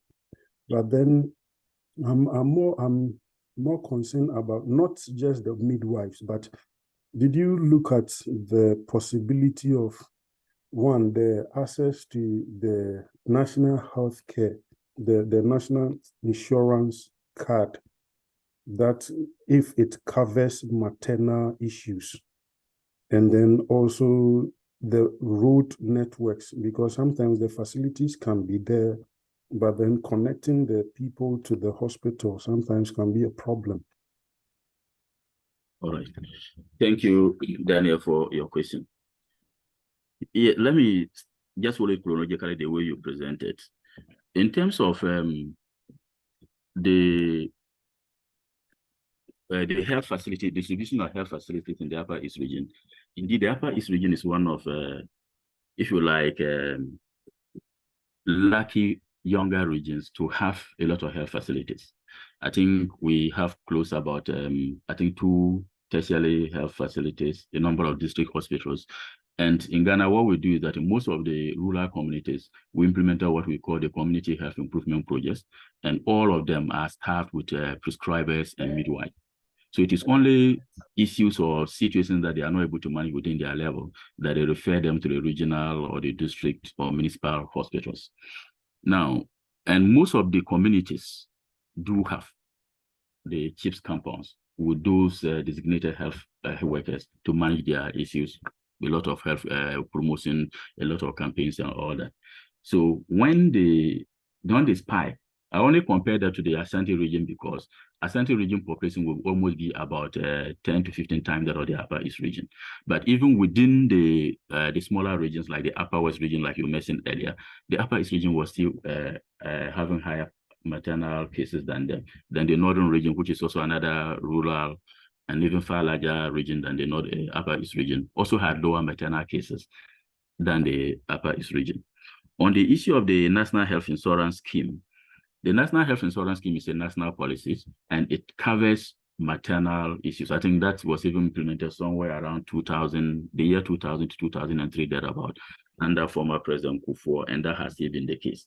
But I must admit that in recent times, due to the economic challenges, the health insurance has not been able to live up to expectation because some of the things that are covered under the health insurance have not been able to actually been delivered when you go to the hospitals. But other things being equal, it is the same economy the people are all living in. And the Upper East region really have more health facilities than most of the regions that are having lower cases than lower cases in terms of the maternal mortality.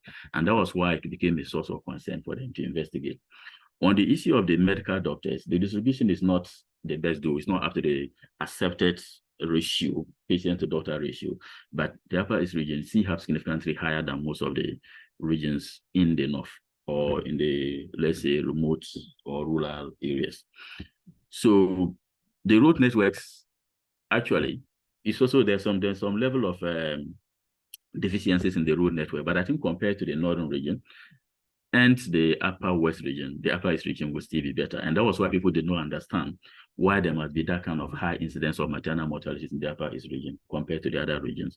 And then Dr. and co implemented their study in the year 2021 to verify why those occurrences may come in. So maybe we need to make a follow-up and now find out. It could be the personal attitude. For instance, the study that was done by myself and then Sararis and Ajawi revealed that the kind of works individual women engage in during pregnancy, among other lifestyle as well as occupational deaths, were actually significant causes or contributors to maternal deaths. So maybe we need to look at that, whether that will also go in addition to some other factors that were not considered in that study. We'll see in the future. Thank you. Thank you very much. Because sometimes I think cultural stuffs also play a key role. Which one? The culture.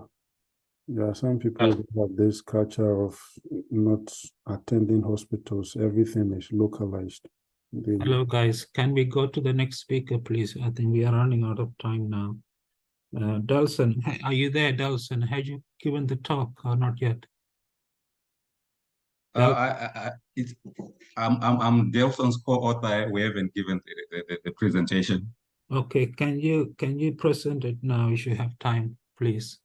Okay, let me share. Jack Perry, can you remove your slides, please, from this? Okay. Okay, thank you, Jack Perry. Thank you. Delson, sorry, the person representing Delson, can you give that? Your talk is gonna be entitled Estimation of Diversification Effects Using the Generalized Pareto Distribution, Extreme Value Gumbel Copula Model. Thank you, brother. Thank you. Thank you for giving us the wonderful opportunity to present our paper. This study seeks to estimate the portfolio risk and diversification effects of a portfolio consisting of two financial assets using the generalized extreme value, using the GPD, extreme value Gumbo-Copula model. According to studies in this area, there is higher dependence and correlation between developed markets and developing markets. Developing stock markets are less correlated with these developed markets. This implies that diversification effects of international investing are minimal if developing countries' markets are not included in their portfolios. So estimation of investment risk in the context of South Africa is rather limited. Then due to dependence and contagion between the developed stock markets, the findings of this study will provide useful information for international investors seeking to cross-diversify into the South African market. This will improve the investment diversification as developing countries' markets are less correlated with other with the other developed markets or global markets. The aim of this study is to determine the appropriate copula, estimate portfolio risk, and calculate the diversification effects resulting from the uncertainties in the dependent structure. The extreme Gumbo copula was found to be the appropriate copula to construct the dependent structure. Therefore, the GPD, or the generalized Pareto distribution extreme value Gumbo copula model, is used to estimate the portfolio risk and the diversification effects or benefits. It is a preferable model to capture the nonlinear dependencies. Given the limited empirical investigation of the dependent structure of the South African sector indexes, a bivariate portfolio consisting of the South African industrial and financial sectors are considered in this study. This study is confined to a bivariate case, although in principle the ideas can be applied to higher dimension models. The results will provide valuable information for both investors and practitioners about portfolio risk and diversification benefits in the South African stock market and around the two indices in particular. The main objectives of this study, especially the specific objectives, are to determine the appropriate copula to fit the bivariate data, estimate the univariate valued risk and expected shortfalls using the GPD model, to fit the bivariate distribution using the extreme value Archimedean Gumbo copula, estimate the portfolio of I and ES using the Monte Carlo simulation method of an equally weighted portfolio, and to interpret the risk measures associated with the portfolio. And then lastly, the last objective to calculate the diversification effects and comment. And then why diversification? Diversification is a strategy a strategy of spreading investment, which allows a restricted amount of exposure to any one form of asset or industry or a country. The goal of this technique is to lessen the overall portfolio of volatility. And also, the portfolio's level of diversification is increased by adding equities, which reduces the risk. And our methodology, this study uses the modeling of the tailed, uses the GPD for modeling the tails of the distributions, and the copula for modeling the dependent structure, that is the core movement of the two financial assets. So firstly, the first part, we use the GPD to quantify the univariate valued risk and expected shortfall of the two financial indices, that is the industrial index J520 and the financial index J580. Then secondly, for the dependence of the risk factor, the dependent structure is modeled by the Archimedean Gumbo copula functions and then used to estimate the portfolio risk. And then the Archimedean copula functions are also appropriate for describing the dependent structure, especially when extreme values are present in the data set. And then thirdly, the diversification effects formula is used to calculate the diversification benefits of the portfolio using the estimated univariate valued risk and expected shortfall, and the portfolio valued risk and the portfolio expected shortfall. And then we use the generalized Pareto distribution model. This model describes the behavior of large observations which exceed certain high thresholds. It is based on a fundamental theorem of the extreme value theory by Pickens and Bolkemer and DeHaan, which identifies the asymptotic behavior of the exceedances with a two-parameter GPD model with a scale parameter and a shape parameter. The GP model is defined in equation 1, and a negative value of the shape parameter indicates a short tail bounded, and when the shape parameter is equal to 0, it indicates a light tail, and if it's greater than 0, it indicates a very heavy tail. And then we also go to the Archimedean Gumbo copula functions. We have 3 of them: the French copula and the Clayton copula and the Gumbo copula. And in this case,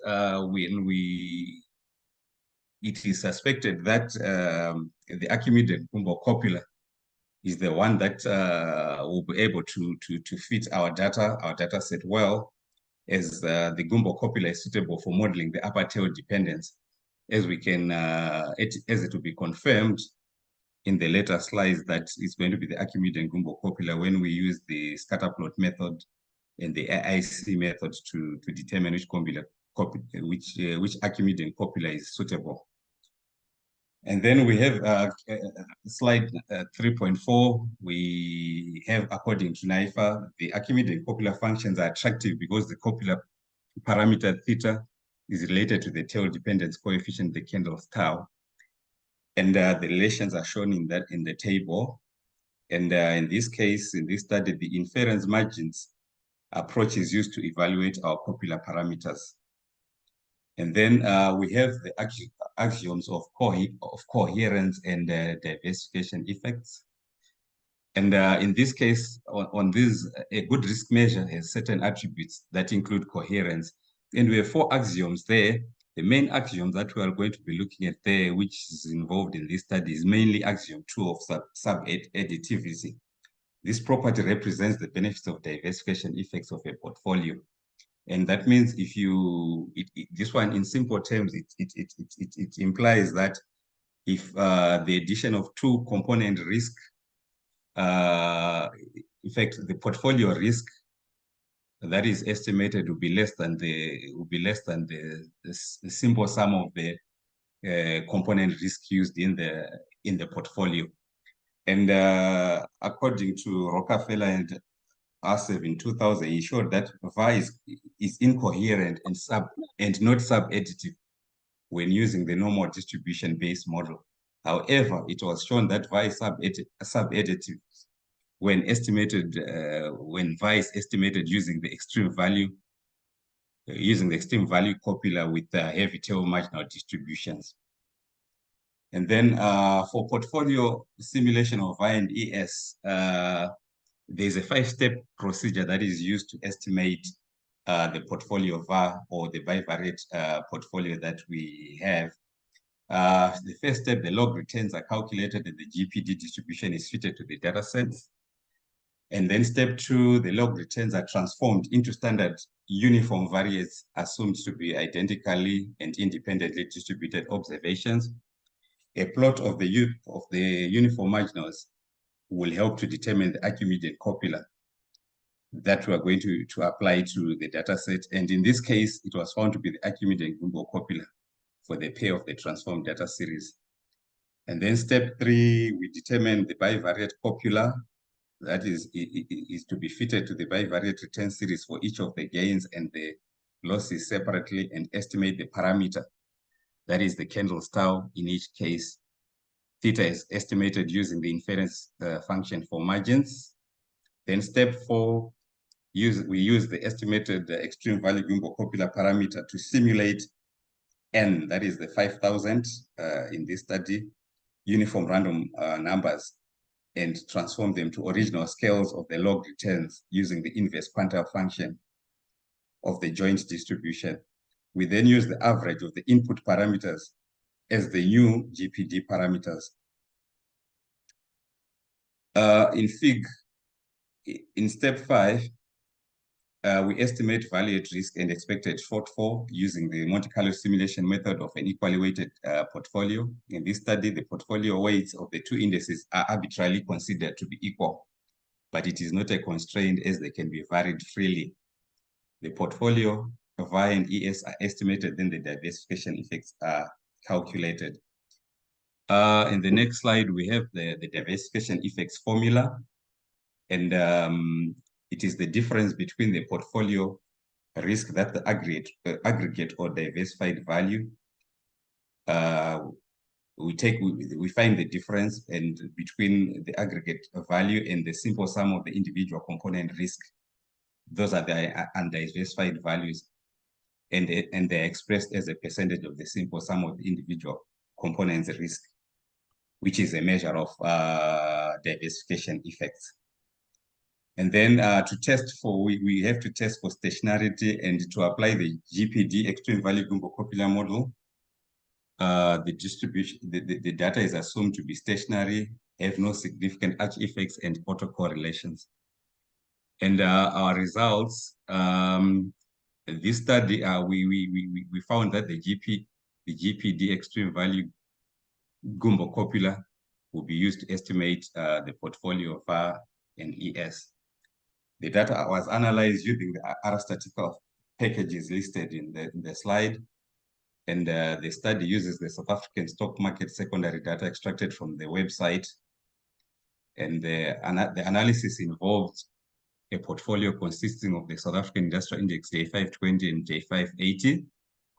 The industrial sector and the financial sector are currently the most represented sectors on the JSE in terms of the market capitalization. And then we have our descriptive statistics, and these ones showed us that the two financial assets are heavy tailed, and therefore the GPD will be used as the marginal distributions in this study.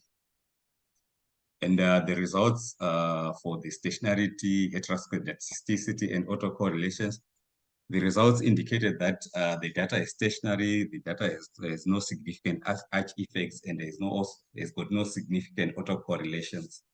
And therefore, an unconditional approach, which involves the direct application of the GPD as the marginal distribution is applied.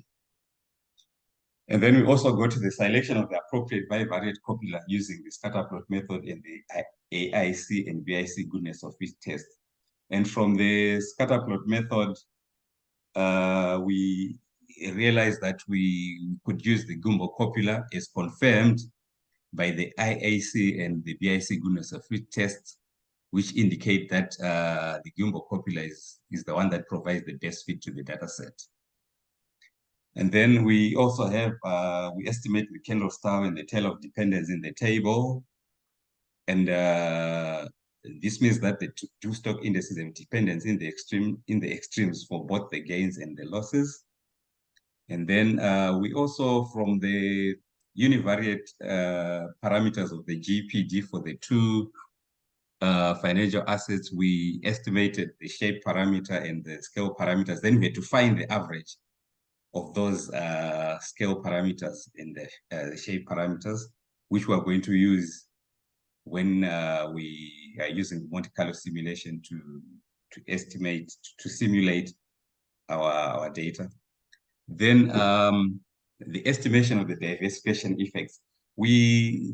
From there, we have our univariate value at risk and the portfolio risk in that table.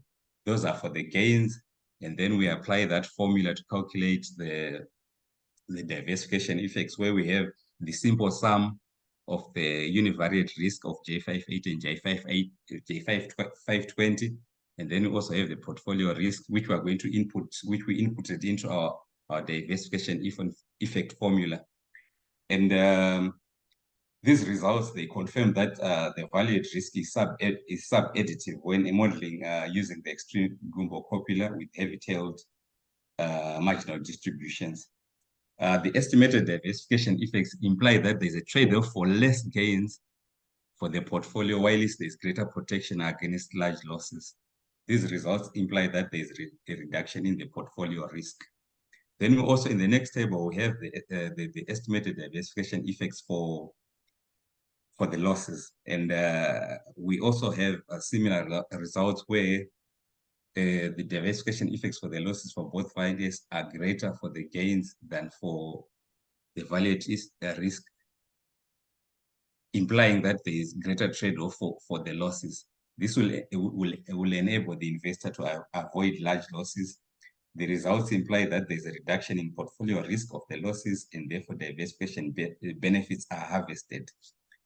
And then for those investors who are invested in individual financial risk assets with VAR and ES higher than the portfolio, may consider adding financial risk assets used in this portfolio to reduce their exposure to risk. This is useful information for international investors seeking to include developing countries' market indices, such as the South African assets, into their portfolios, since they are less correlated with other global stock markets, thereby reducing the risk of contagion. And then conclusion, the results that, the main findings of the study, the results show that there is diversification effects or benefits since the riskiness of the portfolio is less than the simple sum of the two financial assets. And again, there I will highlight that the results are important for international investors as they mitigate the impact of rising dependence and inflation between global markets by investing in portfolios which include developing countries' markets, e.g. containing the South African stock market assets, since developing countries' markets are less correlated with global stock markets. And then for further research, this current research focuses on two financial assets and one parameter copula. Future research may need to include more assets and more complex copulas to cater for the complex forms of dependencies. I think I will end my presentation here. Thank you.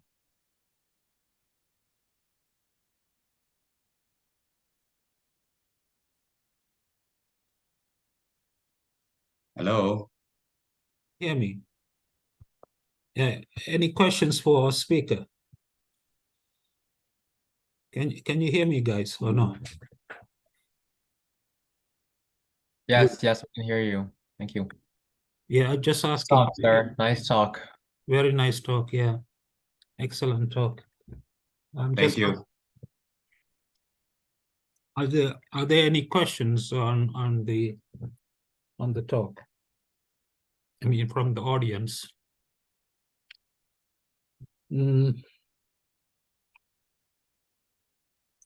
Sure. This is a basic question, but what is a GPD extreme value Gumbel copula? Came a little late. Sorry about that.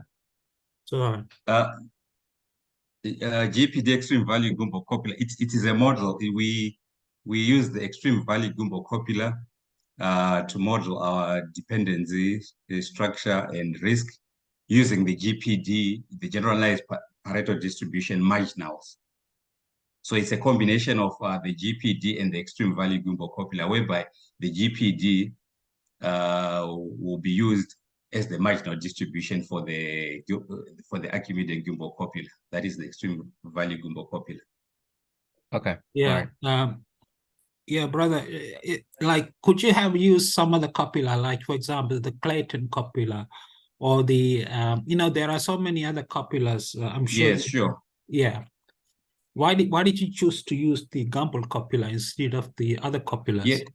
Yes, if we go back to slide, I think if I may go back to slide, there's a slide whereby we were to find using the AIC and BASIC goodness of fit test for the Archimedean Gumbel copula, Frank and Clayton, and we then ended up using the Archimedean Gumbel copula because the Archimedean Gumbel copula was the best fit copula from the three. Yeah. Okay. Okay. Yeah, that's good. Yeah. I mean, I'm sure there are many other copulas you could have fitted. Like, for example, the student T copula is Sure. Student T copula is a popular copula for financial data. Sure. Yeah. Sure. Yeah. All right. Any other questions from anyone in the audience? That's an excellent talk, and thank you very much. pass my regards to Dalson. I'll definitely do that. Yeah, Dalson and we studied it in Zimbabwe, as you know. So okay. Yeah. All right. And all right, now let's move on to the next presentation. Is by Eriotti Chikotsa from Botswana. Are you there, Erioki? I'm not sure if this person is here or not. Erioki, are you here or not?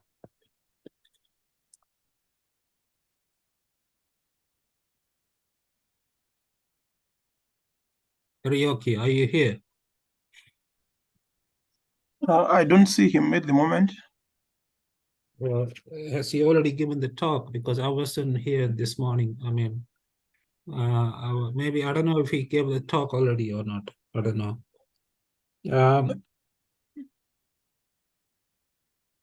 Erioti Chikotsa from the University of Botswana. If somebody could contact him and ask him if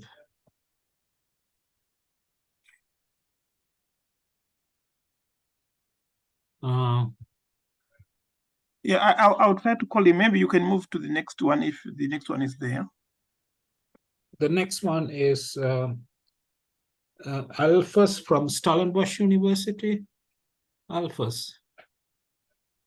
Alpheus from Stellenbosch, South Africa.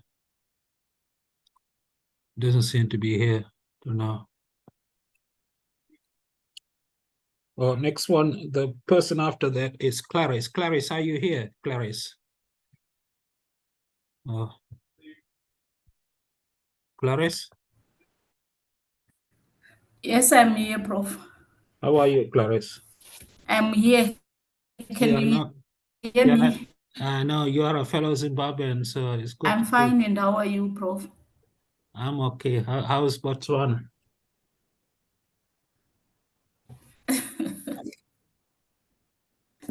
All right. Yeah, Okay. Botswana is fine. Okay. Can you start your talk now, please?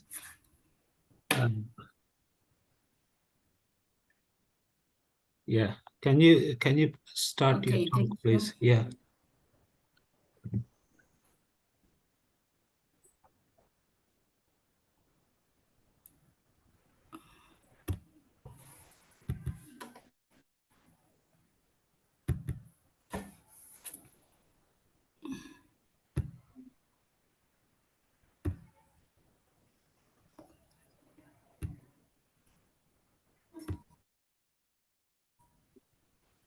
Okay, can you see my We cannot see the screen. Okay, we can see it now. Yeah, we can see it now. Can you see my screen? Yes, Clarice. Hello? Yes, I can see you. Yes. Okay, thank you very much. All right. Thank you very much. Yeah. Yeah, so Pleasure. I'm Clarice Shoko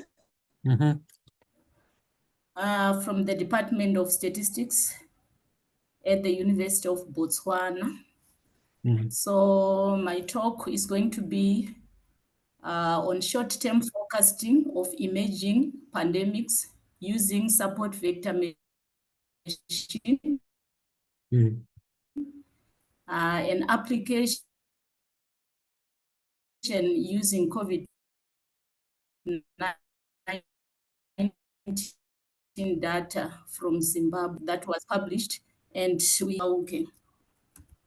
So the outline is as follows. I'm going to look at the introduction, the modeling approach, the empirical results, conclusion, and references. So I will present my introduction by sort of highlighting the problem behind coming up with this paper. The COVID-19 pandemic has resulted in complex challenges worldwide, and the Southern African region has been the epicenter of the African continent. So Zimbabwe is actually part of the Southern African region. This has undermined progress towards the SDG number 3 of ensuring health lives and promoting well-being for all ages. Effective predictive models can assist health professionals and decision makers to decide on microeconomic emergence strategies. So we felt that there is a need to come up with the best machine learning algorithm that can be used to predict COVID-19 incidences. So this is actually what has prompted this study.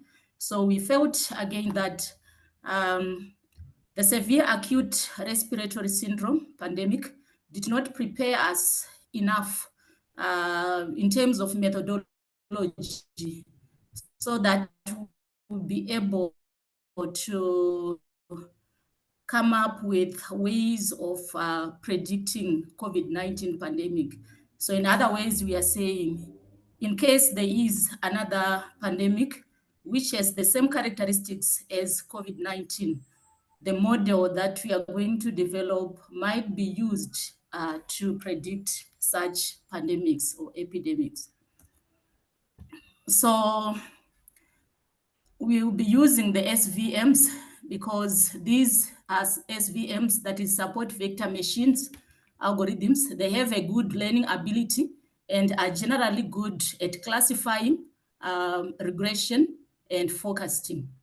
So support vector machine algorithms have been developed by Vapnik, is the one who actually developed the foundation for these support vector machine algorithms.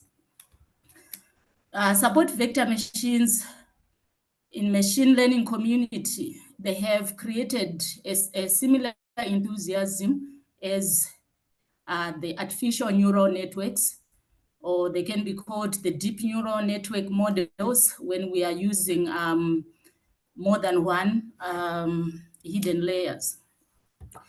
SVMs are powerful for general nonlinear classification and regression, including outlier detection with an intuitive model representation. So these SVMs have actually been used in different areas. Some actually use them, say, for classification of, or actually segmentation of customers. Single forecasting may not be able to adequately capture the complex dynamics that are associated with COVID-19 data.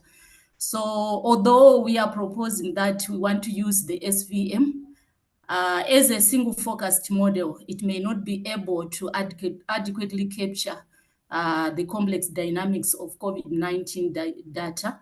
So as such, we would then combine the SVM together with the generalized additive model, which I've indicated as GAM, the gradient boosting machine, through an approach which is called the LQRA, the linear quantile regression averaging.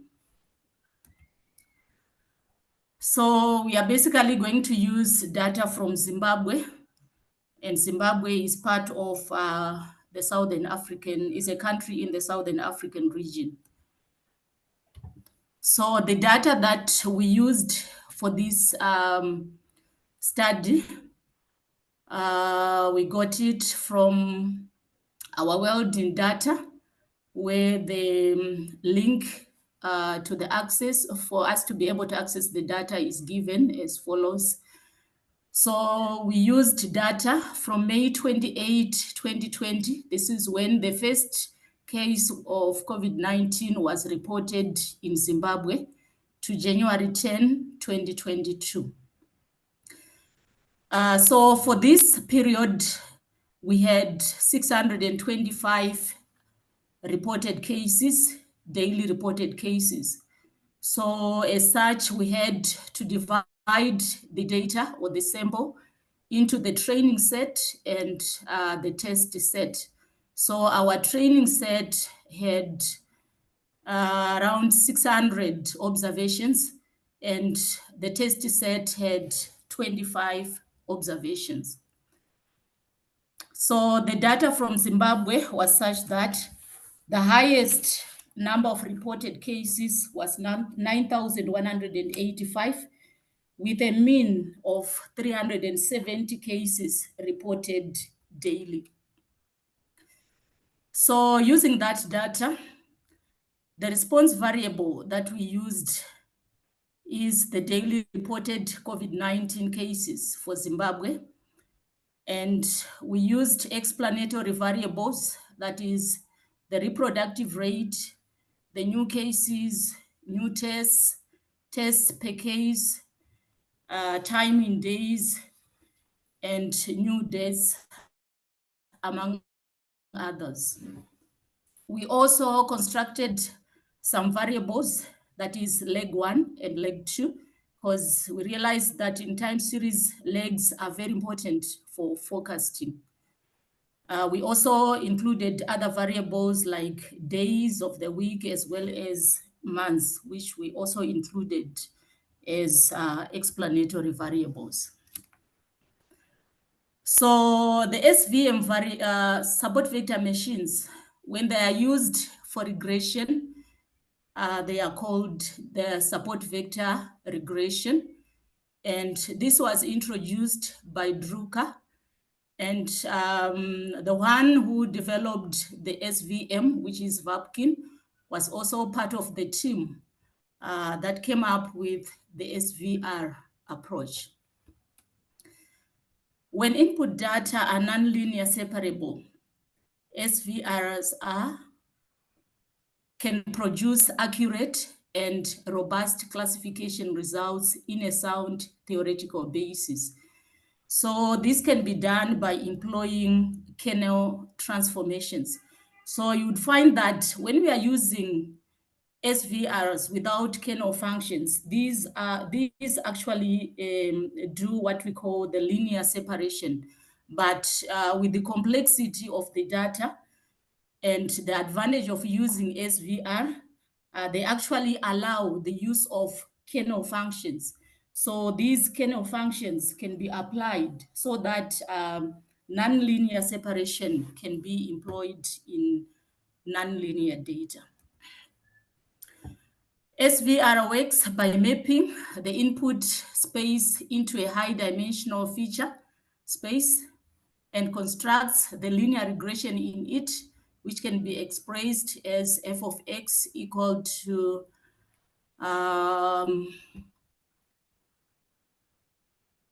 omega phi x plus b, where omega is the weight, phi of x maps inputs x into a high dimensional feature space that is non-linearly mapped from the input space x, and b is the bias term. So to calculate the coefficients omega and b, it is required to reduce the regularized risk function, which can be expressed as shown in that expression, where the kernel of omega squared is a regularized term that maintains the function capacity. C is a cost and C is a cost error. The empirical term from the second term can be defined as given by that loss function. So we let x1, y1 up to xl, yl be the training set where I is equal to 1 up to L. So L is the number of observations in our training set. So we have our the optimization, which is given as follows, subject to those constraints, where omega, beta are the parameters of the hyperplane. So the hyperplane is actually the one that actually separates it actually does the classification. C, as I have indicated earlier, is the cost parameter. So when we introduce the kernels, the optimization problem is given in that form, which is max alpha I summation from I equal to 1 to L of yi alpha I minus epsilon I equal to 1 to L modulus of alpha I minus half summation from I equal to L, from ij equal to 1 to L, alpha I, alpha j, k, x I, x j, subject to those constraints, where alpha I are the Lagrange multipliers and k represents the kernel function. So the most popularly used kernel functions are the linear kernel, the radial kernel. The radial kernel is also referred to as the Gaussian kernel. Then we also have the polynomial kernel, as well as the sigmoid kernel. as explained in that table. Usually from the studies that have been carried out previously, they observed that the radial kernel produced better performance compared to these other kernels. Okay, so from the variables that we have, we are going to select the variables that have got relative influence on our variable of interest, which is the reported number of COVID-19 cases, by using the gradient boosting approach. So this approach has an inbuilt mechanism for selecting variables contributing to the variable of interest. Variables are ranked in order of their relative influence. So that's how we are going to select the variables.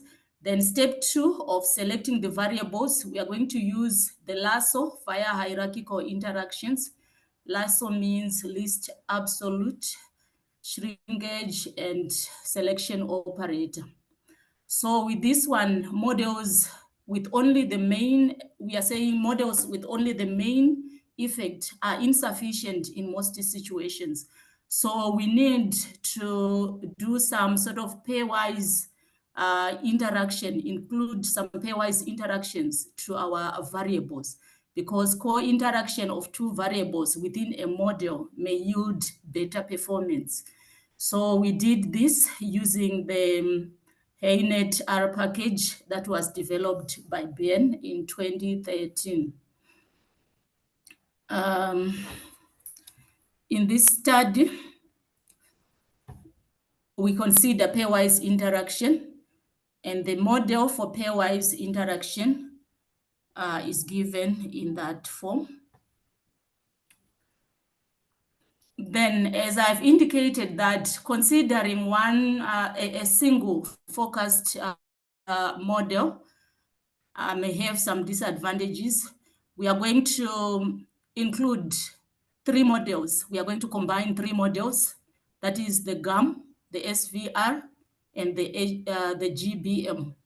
So these models are combined using the linear quantile regression averaging.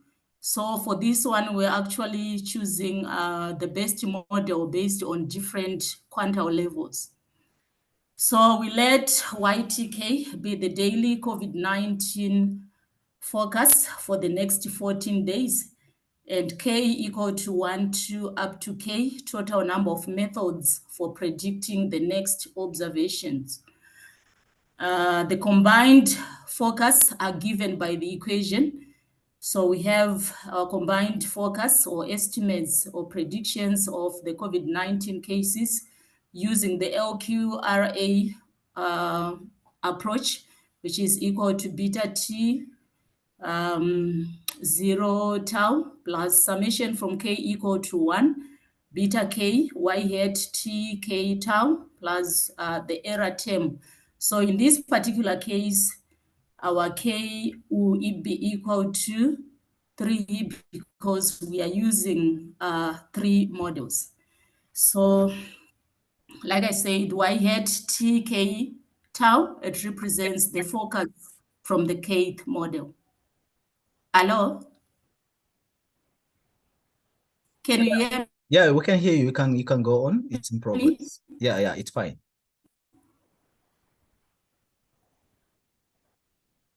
Okay. Yeah, go ahead. Okay. So Y hat LQRA is the prediction from the combined forecast model. And ET tau is the RA, that model is minimization of the expression. Okay, then moving on to the empirical results, we did some exploratory data analysis for the variable daily reported COVID-19 cases. So that's how the data looks like. The daily cases is represented on graph A. We can see the nonlinear trend in that data, a heavy tail at the right. Then we also have a QQ normal plot, which shows that the data does not follow a normal distribution. Then a box plot, which also showed that the data is really skewed. Okay, so from the GBM approach, the variables are now ranked, starting with the most influential variable, which is leg 2. Then the next one is NCS, new cases smoothed. The next one is the new test. The next one is leg 1. Then total should be total cases. Yeah, should be total cases. Total tests per case, that's TPC. Then we have T, which is time in days. Then we have the reproductive rate, number of days, the month, and all those other variables with zeros. It means that they do not have any influence on our response variable of interest. So these variables with zero influence, we actually excluded them as we went further to build other models. Then the Lasso via hierarchical interaction, it shows the main effect and the interaction effect. So as you can see from there, T squared interacts with leg 2, NCS, new cases. Hello? Yeah, go on. Hello? We are with you. We are with you. Okay. Yes. Okay. Then new cases smooth. Smoothed interacts with the reproductive rate, leg 1 and leg 2, and so on and so on. So those variables that have got some pairwise interactions are the ones that are also included in our models. So we first of all developed a generalized additive model using the variables with no interaction effects. So these are the variables that were selected via the gradient boosting method. So as you can see, most of the variables have got significant effect as represented by the p-values, except for the total, should be total cases. Sorry for that. Okay. Then we also built a GAM model with pairwise interaction. For this one, we're using the variables that were selected via the Lasso hierarchical interaction. So for this one, all the variables have got significant interaction. Then we also fitted the SVR for each of the kernel functions. That is the linear kernel, radial, the polynomial kernel, and the sigmoid kernel. The first one with no interactions. So as you can see, if no interactions are included in the model, you'd find that the linear kernel has got better performance as shown by the root mean square error. Now, when we include the pairwise interactions, you would find that the radial kernel has got better performance. So after developing our models, that is the SVR for each of the kernels, the GAM and the GBM, using the training data sets, then the remaining part of the set, we left it for testing. So we had to do some prediction for each of the model and check how each of the model fits on the observed data set from the test set. So we did that using the GBM focus. So we can see the performance there. Then the GAM GAM focus. The first one for the GAM does not have interactions. Then the other one for the GAM, it has got some interactions. Then for the SVM, with no interactions, we used, as indicated, with no interactions, we used the linear kernel, and with interactions, we used the radial kernel. So this is the performance. This is how the single focused models perform. Now, after combining the four models, the outputs from the four models or the predictions from the four models, then we had the LQRA, which is the linear quantile regression averaging, which shows a perfect fit of,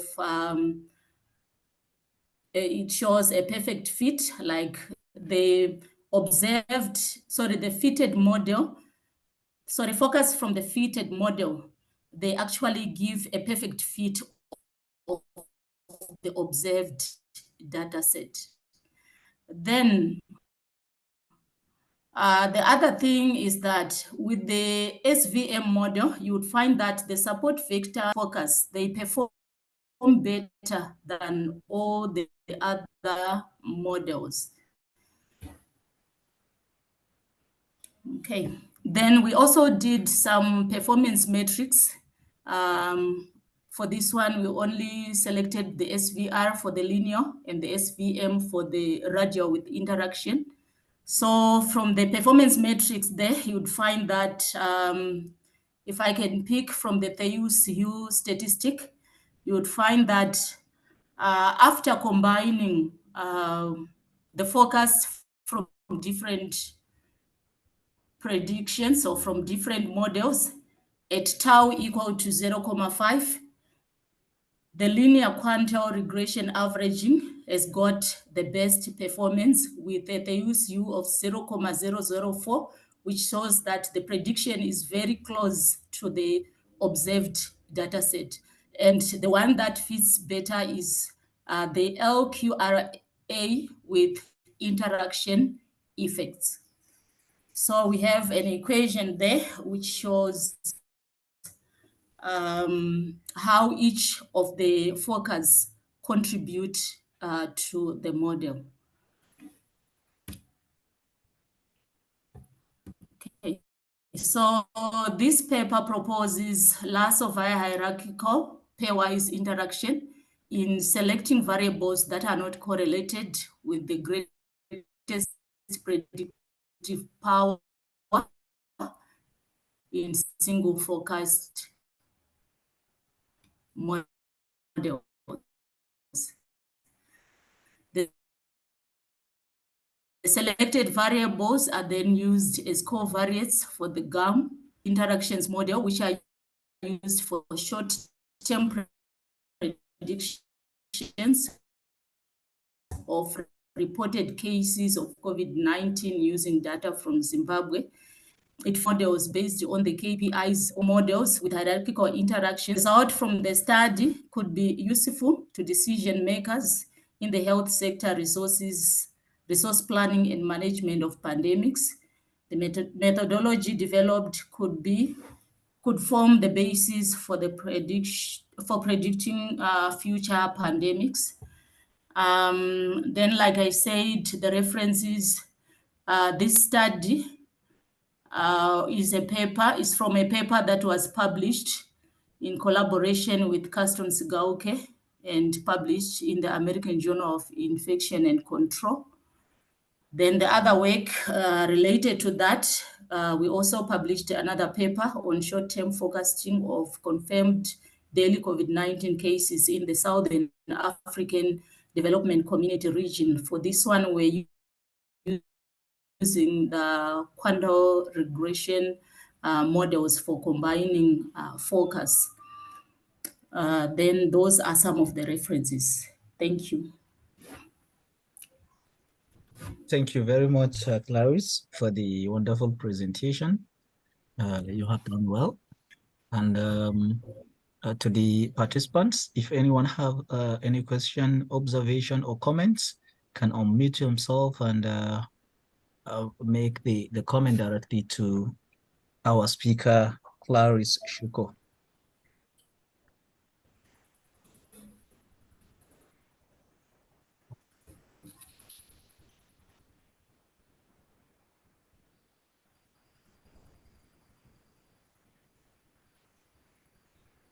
Now, any question or comments?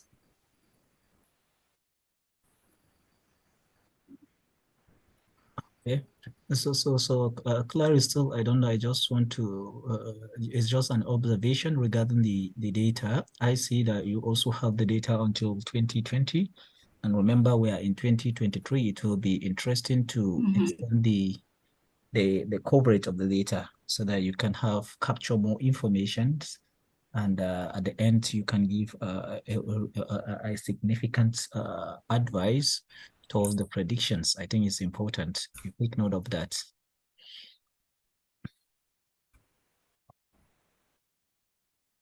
Then in absence of any question, I think we can move on to the next speaker. Though we should have expected a 10-minute break, but I think due to the delay we can move on because we have gotten only one speaker left. But I don't know if what his name Irioti Chukwuza, is he here with us? Yeah, you can stop. You can stop sharing. You can stop sharing. Clarice, you can stop sharing, please.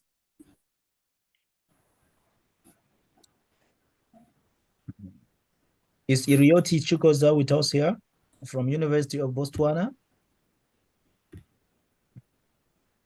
Okay, it seems not with us. What about Alpheus Alpheus from University of South Africa? Is he with us?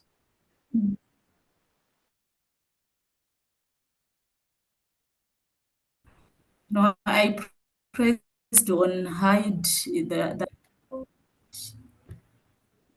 Yeah, it's okay now. I think Shuko.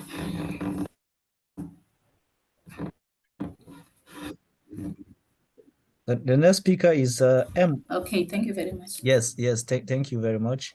M. Alpheus. Is M. Alpheus here with us, please? If he's online, he can unmute himself so that we can allow him to present.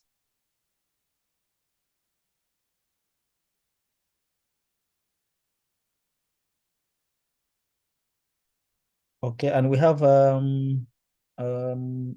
Mbokoma Merize. Though I think we have received his apology email that he could not make the presentation due to network challenge in his area. So we have accepted his apology for that.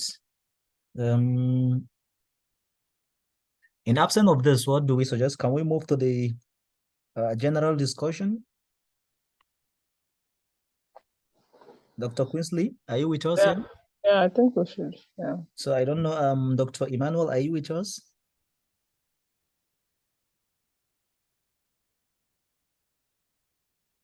Quinsley. Emmanuel just I don't know, maybe his network has issue, but he's with us, I think, a few minutes ago. I don't. Do you take note of that? No, I did take note anyways, but I think I saw him, I don't know, that's today or yesterday. Saw him online. I saw him trying. Okay. So let's give a few minutes to see if we can have any of them. Then we can make a progress, because the two presenters, although one has already sent his apology email, and for M. Alpheus is not with us, as well as Irioti Chukwuza. So let's give them a few minutes and see. I'm sure Emmanuel will try to join us because he's aware of the final discussion. Though the time is, I think, 5:30, right? His time is 5:30. 5:40. Yes, Yeah. I don't know. Do you have his number to contact him? Okay, let me let's do that. Sorry, a minute, please.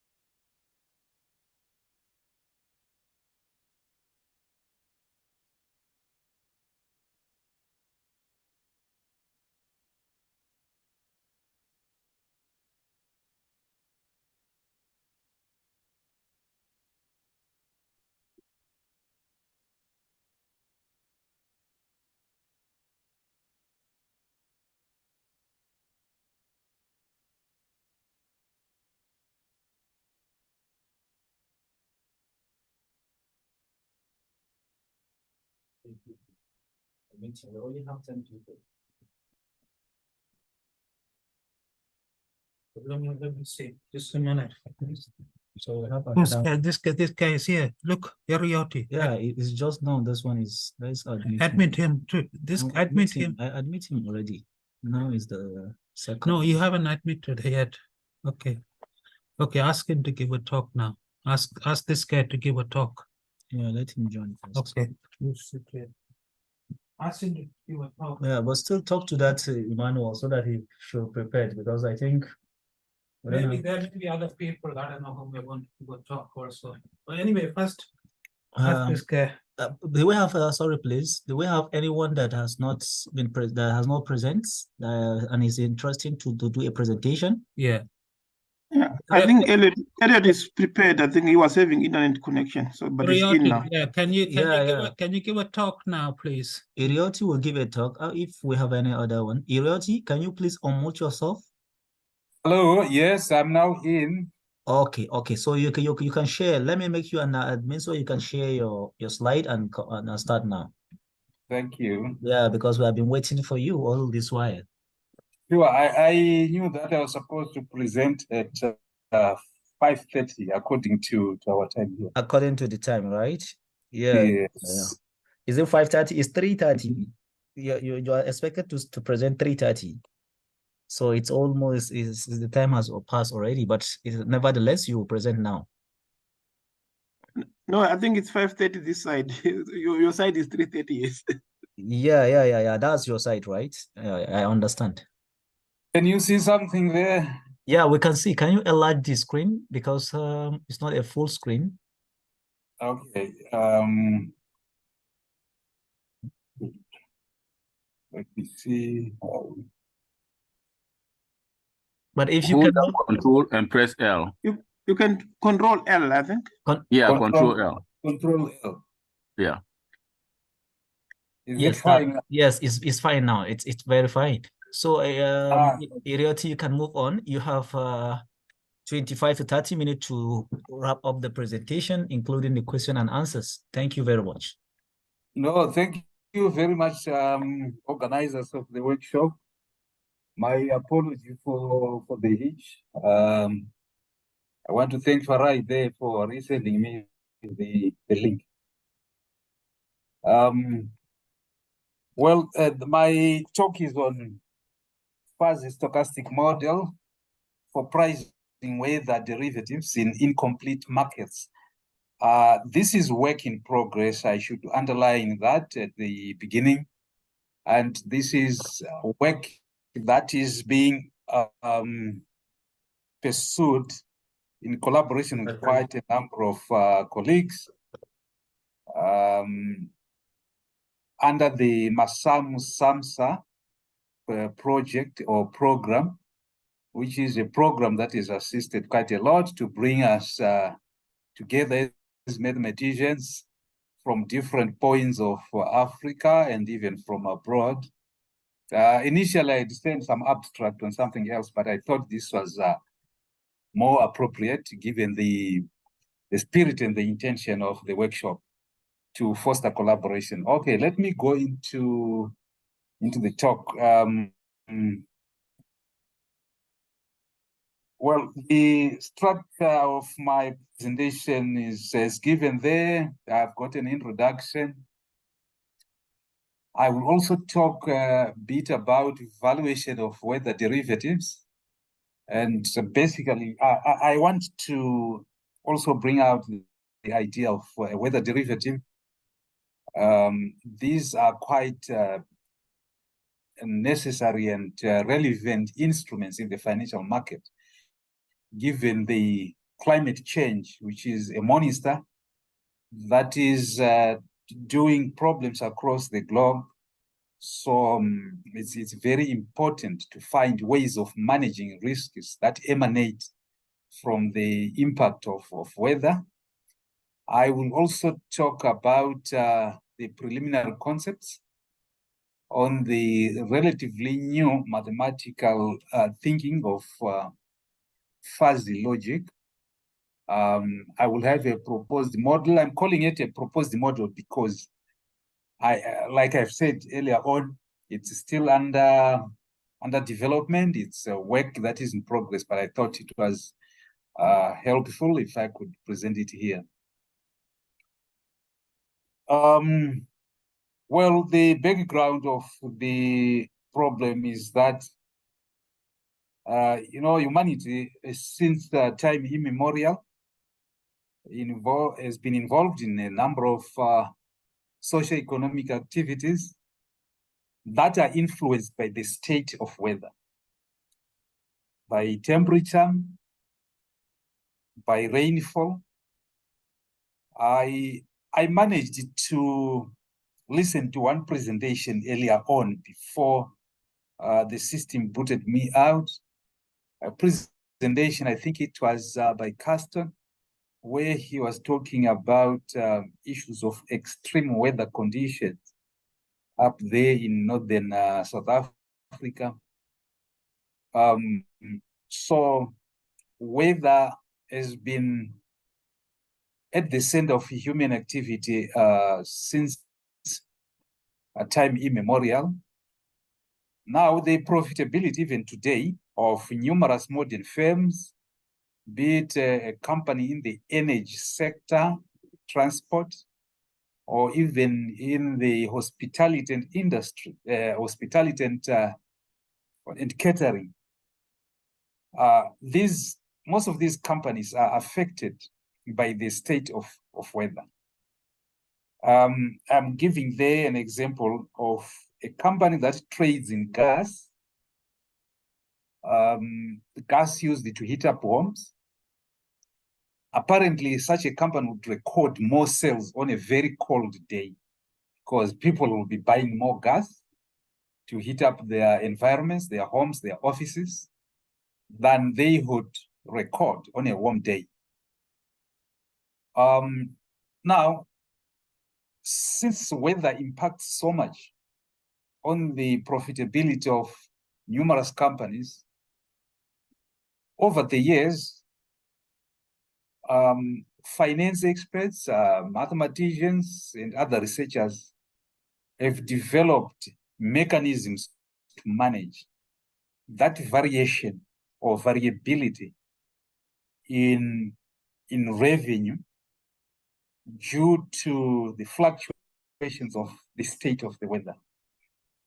And some of these mechanisms are the so-called forward contracts and futures, which were used long ago, even without labeling them as such. Now, with time, insurance was developed, and it has played quite an important role in hedging businesses, that is, protecting businesses against the risk that emanates from weather as well. Now, apart from insurance, we also have the so-called derivatives. And the generic definition of a derivative is that it is a financial instrument whose value is derived from some other underlying asset.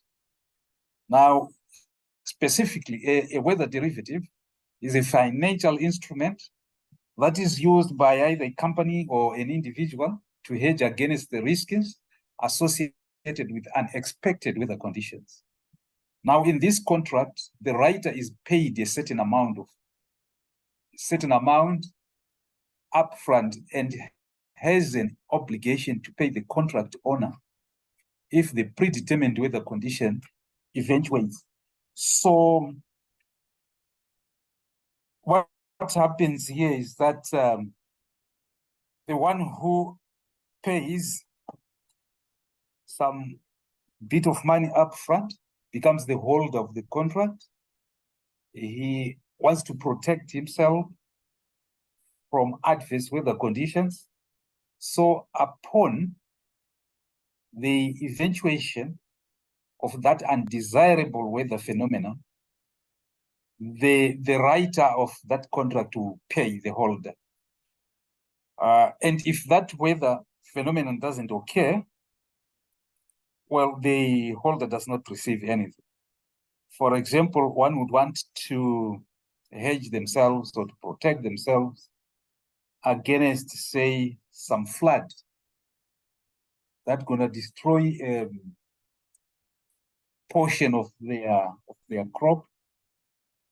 And if no floods occur, then the holder of that contract would not receive anything.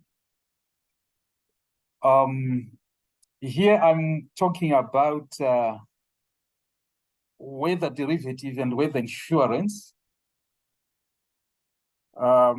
Let me not belabor you with so many details, but I'm here emphasizing that temperature has been quite a weather parameter of concern to many players in the weather derivative market, to farmers, and even to other downstream industries. So this work mainly focuses on the temperature derivatives as a specific example of weather derivatives.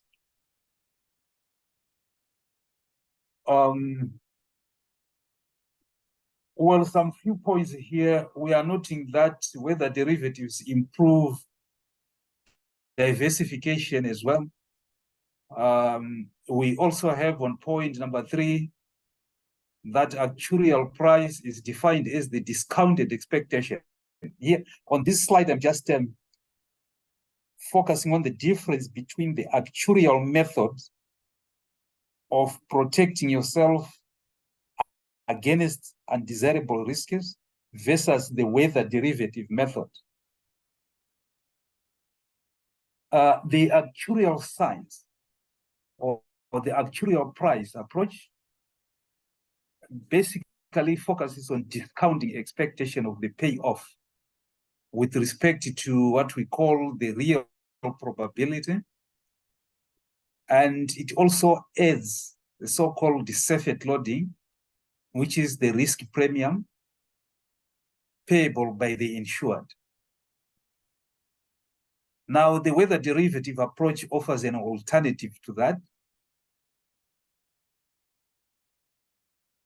One would want to know the contribution that we expect to make in this work.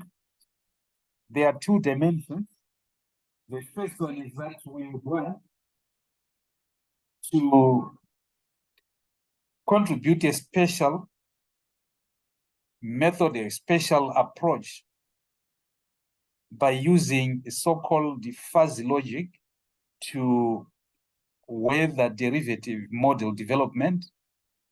In the past, many researchers have been using the stochastic approach to develop models to price weather derivatives. We also want to use the martingale measure approach in the context of what we are calling here the fuzzy stochastic processes. I will explain what that fuzzy term means later on, but I'm sure majority of the researchers, especially in statistics and other disciplines, are familiar with the terminology or the term stochastic process. This is, well, basically a process that is driven by probabilistic uncertainty. But the fuzzy aspect brings in a new dimension, a new aspect to the analysis of uncertainty, to analysis of imprecision in the measurement, say, of parameters. Here we are explaining that notion of fuzziness in detail. But before we do that, we are revisiting the notion of probabilistic uncertainty. This is also called aleatory uncertainty or randomness. Those are terms that can be used interchangeably. And, probabilistic uncertainty is conceptualized on the assumption that all relevant parameters such as standard deviation, mean, and so on can be measured or estimated in a precise or crisp manner. For example, if you have data and you want to estimate the mean or the standard deviation of that data, you can do that using various methods. But at the end of the day, after you have done the estimation, you should come up with some value that you would say, this is an estimate which is accurate to this level. The important thing there is, in probability theory, in probabilistic uncertainty, we use precise numbers to describe parameters. Now, in practice, it has been realized that some of these parameters cannot be estimated in that way. And in practice, people tend just to describe or to use common language to describe those values. For example, you would hear some people on the market, on financial markets, talking about the returns of assets being good for a given period of time, or the volatility being very high. Although this is not precise, but this is the language that is commonly used by people, and it makes sense. It makes meaning to players, to participants on markets. Now, when we use such terms that are a bit vague, that cannot be quantified because one wouldn't know how good a return is, we would face the problem now of using such language when we would come to the stage of doing some computation to say, suppose we want to predict the behavior of a given asset, which has been described as offering good returns for the past 5 weeks. Now, how do we use that term good to predict the future? In other words, how do we do computation with those terms that are qualitative in nature? Those terms that do not give any idea of numerical values. So that's when the idea of the fuzzy thinking comes in.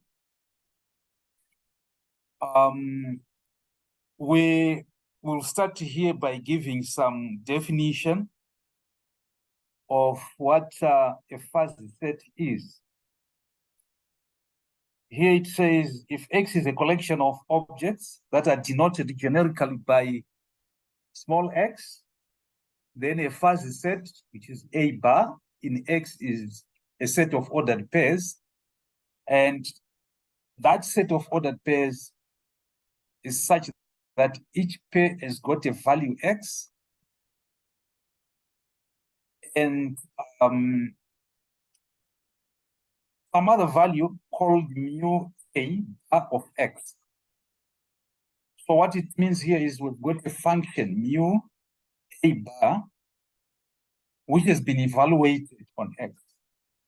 So we have two values that are associated, X and its image or its output is evaluated under that mu. So such a set which has got these ordered pairs, what we call a fuzzy set, and the function mu is called the membership function, which is the generalized characteristic function. Now, in most cases, we use that function, or we restrict that function so that its supremum is 1. And once that happens, when the supremum of mu is 1, we refer to the function as being normalized. We also have a very important concept in the area of fuzzy set, which is the area of an alpha level set. This is a set of values x such that the values mu x are always greater than or equal to alpha. Now, when we proceed to develop models for valuation of weather derivatives, there are two basic approaches that we normally use, or that are normally used. The first approach is based on the understanding of a fuzzy real number as a generalized interval in R, in the set of real numbers. In this case, fuzzy numbers are viewed as intervals with grid boundaries. Grid boundaries meaning to say it's an interval whose boundary is not very clear. And this emanates from the fact that these intervals are meant to model the phrases that were presented in a vague manner. For example, good return. We have already raised the question to say, how good is good return in a market? So you can give a range of values that you would believe that they fall into the category of good returns. Now, the moment you give such a range, you would not want to put a clear-cut upper bound or lower bound to such a range, because originally it has just been explained or described as good. So in that case, we now use these intervals with unclear or blurred boundaries to represent a number. And such an interval with an unclear boundary is what we call a fuzzy number. So in fuzzy mathematics, in fuzzy logic, a fuzzy number actually refers to an interval. Now, the approach to is based on viewing a fuzzy number as a distribution type function. So again, fuzzy number in this approach to does not refer to a specific value, but to a range of values that are associated with a distribution type function. But in our work, we will use approach 1. We have a number of important definitions there, but because of the time factor, I will not go through them. We would have preferred to just revisit some of the classical methods that have been used to price derivatives, even weather derivatives. There is a classical method that was proposed by Coe and Wei.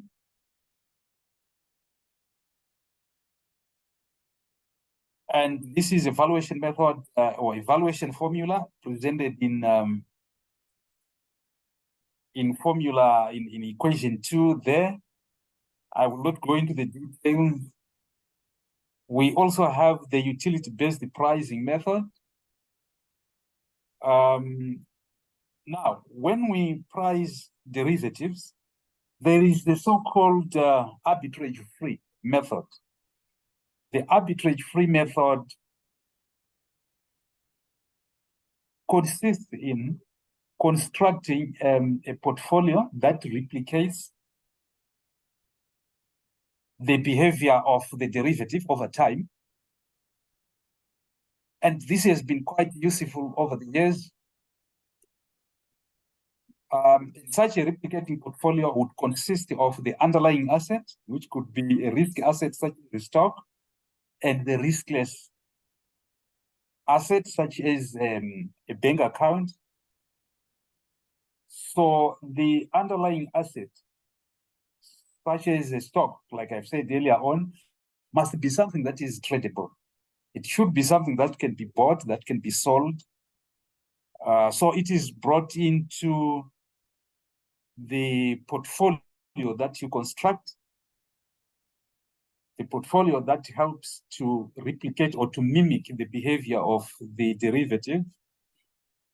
But now when you price derivatives, you cannot construct such a portfolio easily, because the underlying asset in that case would be the weather parameter itself, such as temperature. And temperature, as we are aware, is not a tradable. It's not a tradable asset. It's not a tradable entity. So the arbitrage-free method doesn't work well in pricing of derivatives. Well, I will not go into so many details there, but this is an interesting slide in the sense that it is a slide here that presents a partial differential equation which models the behavior of the theoretical price of a weather derivative. So this is F, which is the price of the derivative, of the weather derivative at any time t. And as we can see here, F follows an equation that has got several parameters. This is a parameter of interest. Alpha, we call it mean reversion parameter. And there is also delta, sigma, which is a parameter that comes into play as we price the derivative, the weather derivative. But now these parameters in the traditional methods are measured in a precise, in a crisp manner. In other words, we have to estimate their values from given data, or we can simulate their values. But now we are interrogating that thinking to say, what about if we don't have enough data? What about if we want to use the fuzzy language that is common in the markets? How do we get these values of alpha and sigma? That's when now we are proposing that equation 12, which is an equation which describes the behavior of temperature over time. But as you can see here, the parameter alpha is now bad, and sigma again is bad. What it means is that alpha and the sigma are now treated as fuzzy numbers. They are now treated as intervals, like we have said earlier on. They are intervals, meaning to say they represent a range of values. But again, that range of values has got blurred boundaries. And in brief, we can simply understand alpha and sigma to be fuzzy numbers.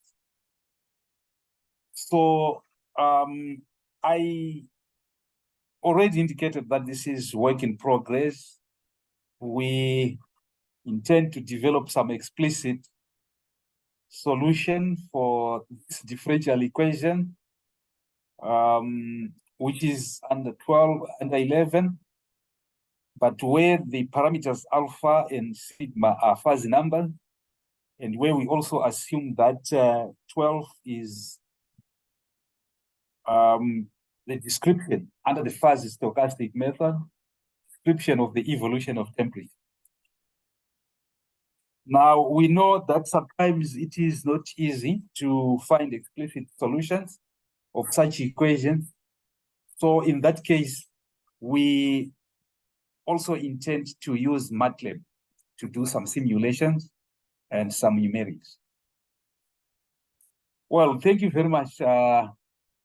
Let me stop here. I want to thank once again the organizers of the workshop for giving me an opportunity to present at this workshop. Thank you.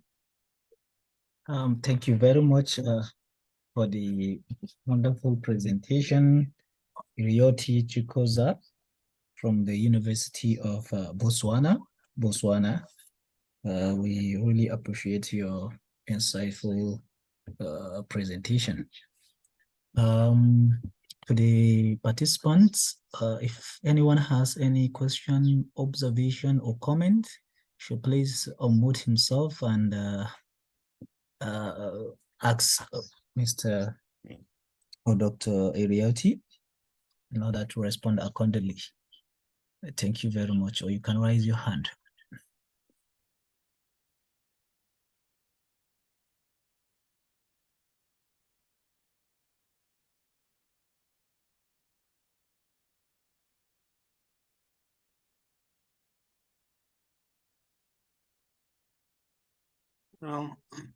Hello. Yeah, Farah Julius, we are with you. Yes. Yeah. Mine is not a question. I'm part of this project. I think it's one of those projects. I mean, which I was saying that, which I also talked about that. We have some kind of projects. I mean, some kind of collaboration. And the authors, if Elliot is to go to the first page, Elliot. Yes. Let me go up there. Okay. Yeah. Yeah. I thought Elliot was to indicate in which country these colleagues are based in, as a sign to show that it is indeed some kind of collaboration that is taking place amongst colleagues. I mean, researchers in Africa. Elliot, well, there let me just quickly go. Quickly go over that. The first one is myself. I'm in Botswana. There is Masimba Mtakaya is in Zimbabwe. Paul Kundai is in Botswana. Is at UST, Botswana International University of Science and Technology. Yes. Queensley is in Nigeria. Farai is in South Africa. Elias Maklama is in Kenya. And there is Lungielo Mamba, South Africa. Am I right, Farai? Lungielo is in South Africa. No, Elias was in Kenya, was studying, but it's from Malawi. Lungelo is in Eswatini, yeah. And okay. And Wena Van Wyk is in the US, yeah. In the US, yeah. Yeah. Yeah.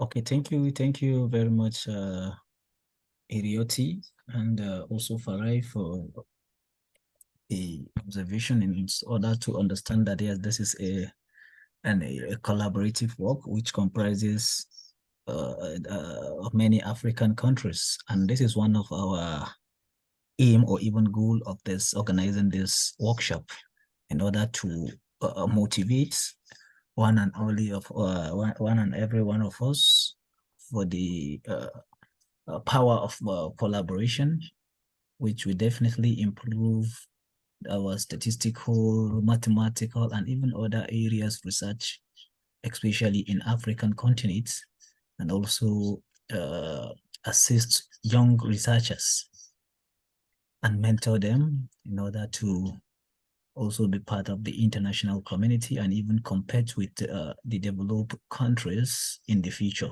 This is our wish and hope. Thank you for the wonderful presentation once again. And I think without taking much of time, we can move to the general discussion, because we don't have, I think the last one presenter we're expecting has sent us an apology email, but I don't know if M. Alpheus is with us. Is M. Alpheus with us?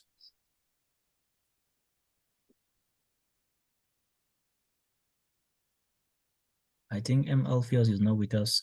So therefore, we'll just move to the general discussion, since I can see Dr. Emmanuel Ogundimu is here with us. We welcome you once again for the Black Heroes conference. You have been helpful from day one to today. We really appreciate your time. We know you have a tight schedule, but you try as much as possible to be part of us, to contribute towards the growth of this great organization, which we think that's the beginning, and we hope it will continue. The collaboration will be more cordial and strong with people like you. Thank you very much. And I think you have the floor now to give the talk. And the talk has the title, Gaining a Better Understanding of Available Granular Aggregate Country Regional Data and How Best Academic Researchers in Statistics can use them to validate and refine the statistical methodologies they work with. Thank you very much, Dr. Emmanuel, once again, and you can start now. Thank you. All right, thank you very much, and thanks for the great work that has been put into this. I really enjoyed all the talk on Wednesday, because I was available throughout, and it was quite enriching and great. And I like one of the things that the last presenter also mentioned by listing all the collaborators on the project, and this is quite important, really. And some of these, I'm going to mention it as part of this presentation. So it's not really a presentation per se. It's just going to open floor for us to have kind of discussion as well. So the first two slides, I'm going to talk briefly by laying the foundation for that discussion. And probably we'll spend like 8 minutes to have discussion on the topic. And then I will move on to just maybe three or so slides to wrap everything up and just give my opinion on this issue. So we're looking at enhancing statistical methodologies with granular and aggregate countries for regional data. I mean, one thing about Africa is that, of course, we know that we are really very rich when it comes to resources. And one of the key resources that we are rich at is data. So we have abundance, we have data in abundance. That's on one hand. But we also have researchers, statistical researchers on the other hand, who can make effective use of this data.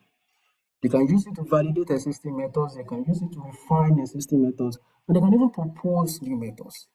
How do we bring all this together really to move our continent forward?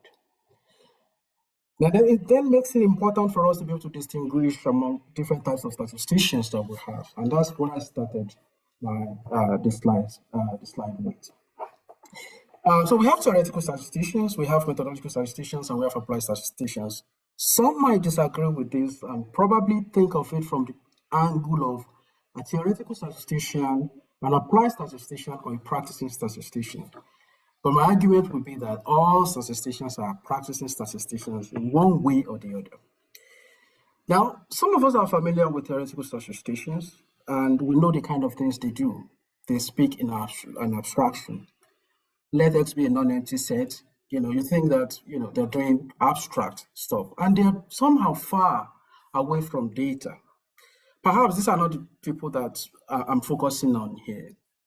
We also have methodological statisticians, but I often look at these people in two parts. There are people that come up with ideas, perhaps maybe when they're driving or they're in the shower, they're having their bath, and they just come up with something, and they develop the methods and start looking for data to answer, to complement the method that they developed. But there are other methodological statisticians that what they do is They work with domain experts, and then they use those challenges from the data source to motivate the methods that they're working on. And of course, we have applied statisticians who knows about the data, knows about existing methods, and can put all this together.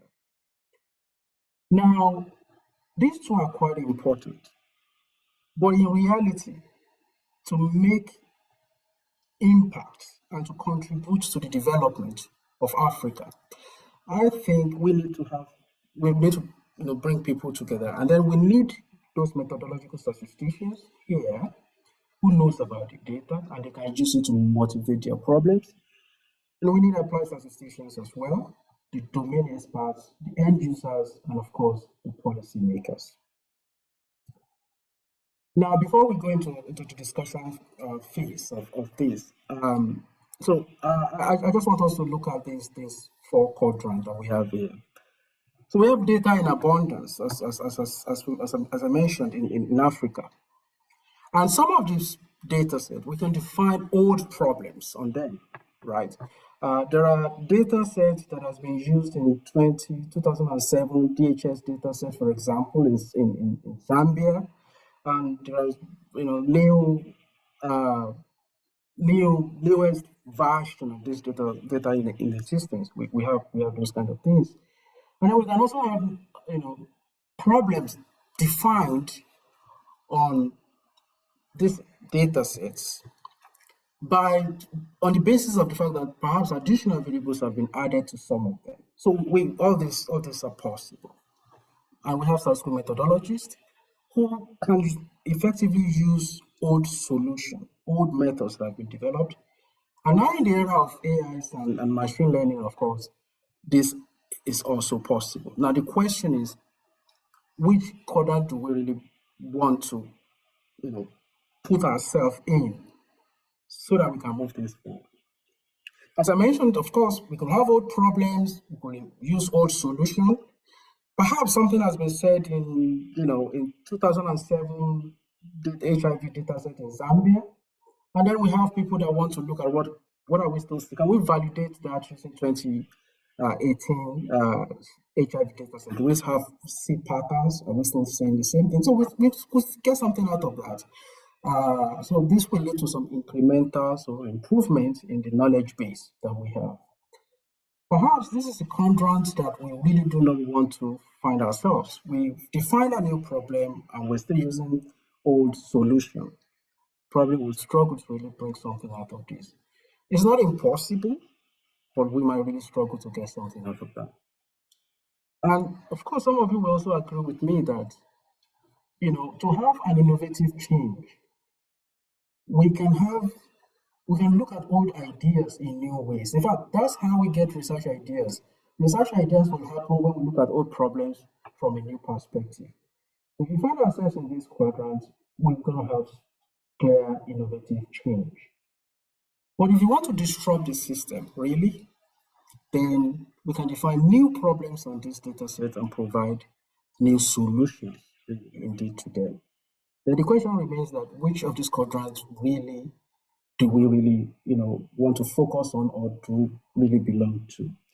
So I'm going to stop for now, and we probably just have some discussion on this, and then I will probably now come up with some of the things that I feel that we can do to move things forward. So I've opened the floor for everyone to say one or two things about what they think we really can do, to improve method using the abundance of data that we have at our disposal in Africa.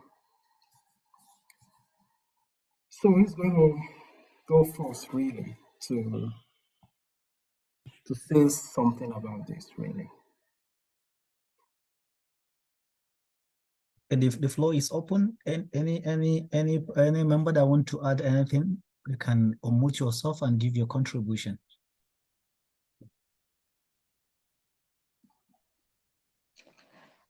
When you say abundance of data, I don't know. I think from my own experience, I really struggle to get data, especially granular data. Granular data, I believe, is something that that's reliable granular data is something. Well, in my experience, I've found it difficult to get my hands on things really relating to climate data or even health or things relating to like markets.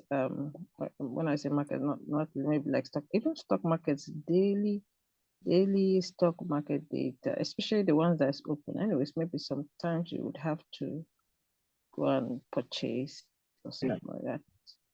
Those data are even. I think the last speaker that's presented, there's another work we're doing together, and that has to do with getting market data to understand the impact of climate. But that's what has kept us for like almost 6 months, looking for data from another countries. And I mean, granular data always makes your work more, I don't know, kind of more reliable than aggregate data. Aggregate data does not really show where the focus or show where the actual problem is. Like, when it's disaggregated, you can have gender. You can look at it from a gender lens. You can look at it from other aspects and marginalized groups and all that stuff. So yes, okay, that's a very good point. I mean, the question is, when I said abundance, yes, I think maybe I'm a little bit biased from the. I mean, that's why it's interesting to have this kind of discussion. Maybe I'm looking at things from the health science perspective, where there's been a lot of funding that these organizations here and there had actually pumped into Africa. Even up till tomorrow, they are still funding, bringing in money to look at, DHS survey. The people have used to answer, various questions indeed. So perhaps I'm probably seeing things more from that area. I do not know much about, market research, just to be honest. But you hardly, assess this health-related data set and not have them at that minute level, really, that you can have this kind of summary results, gender by, whatever in that sense. So yeah, for health sciences, I would say we have abundance of this kind of data sets. extent, actually, I agree with you. Any additional? Yes, just a brief remark.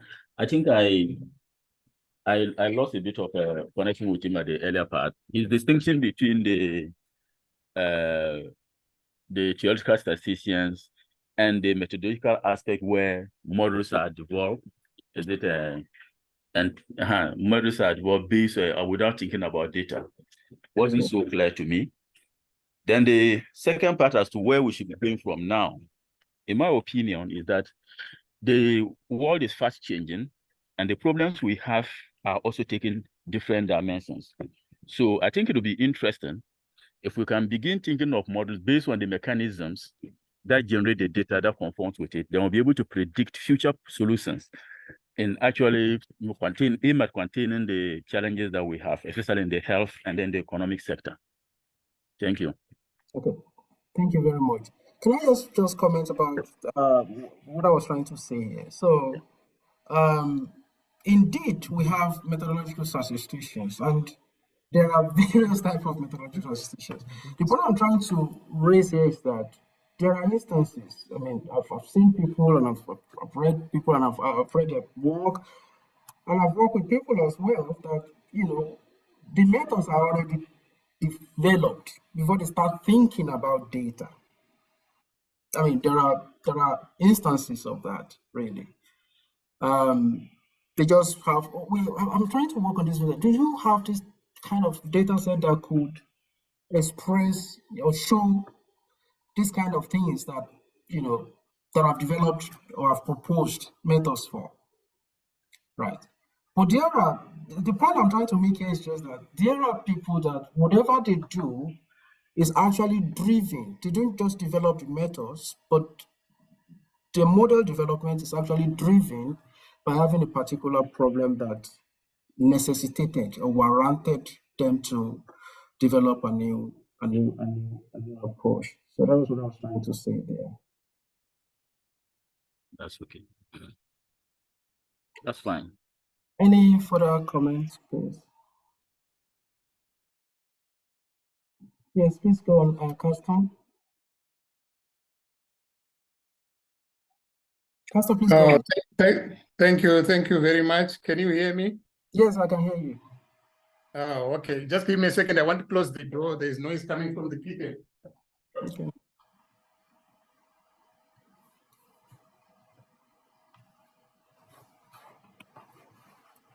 Okay. Let me make my brief comment. It's on how can statisticians improve methods using available data. Yeah. From my own experience with regards to climate extremes, using extreme value theory, the development of extreme value theory, for instance, is based on the fact that we are modeling rare events whose probability of occurrence is very low, but whose impact is very catastrophic. But what we are experiencing these days, for instance, you look at the number of cyclones that we are experiencing, the typhoons, the extreme temperatures, and so on. They are now more frequent and more catastrophic than ever before. And as a result, the amount of data that is available with regards to these climate extremes should then enable us to go back or revisit the extreme value theory methods which were developed initially to cater for rare events, so that we can adapt them or look at them again and try to see if we can improve so that we can then model the phenomena that we see today, which is based on climate extremes. So available data actually informs as well the development of new methods depending on the particular area of research that one is looking at. That's what I just wanted to comment on. Thank you. Yeah, thank you very much. I think that's quite an important comment. I mean, that's the point of this query, that we have this set of data sets, some at aggregate level, some at the base level that we can think of.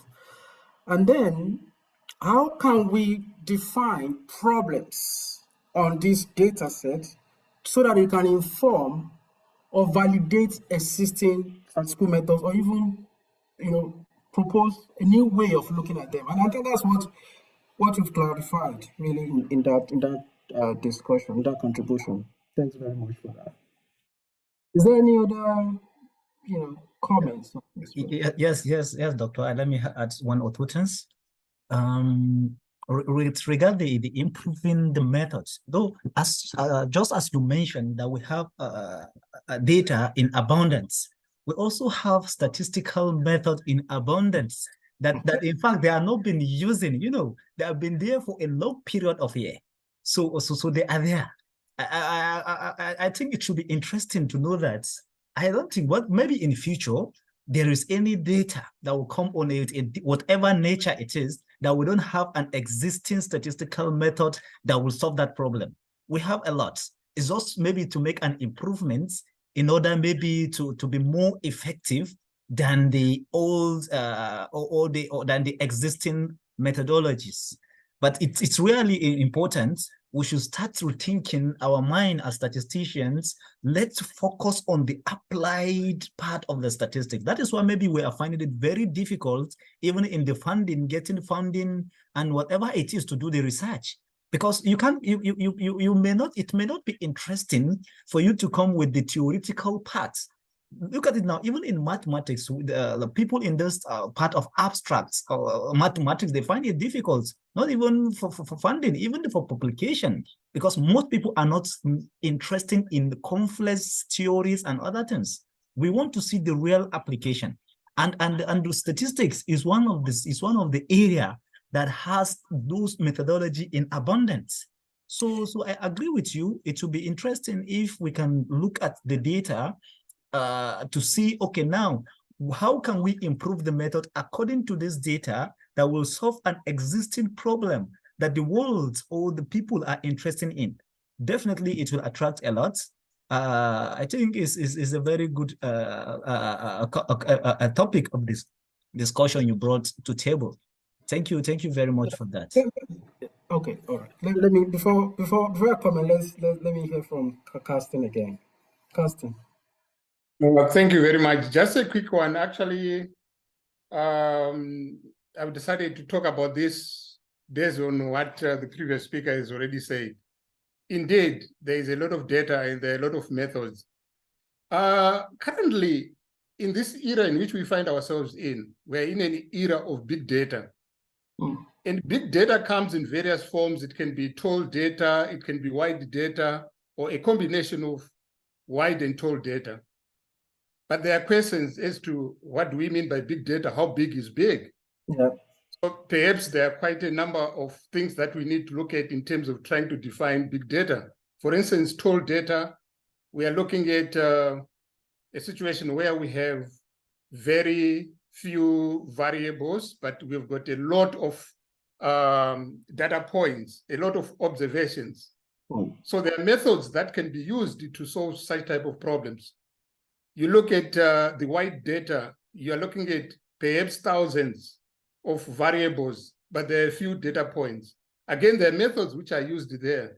For instance, shrinkage methods. Then we have got wide and told data. There are also methods that are being developed to solve such type of problems.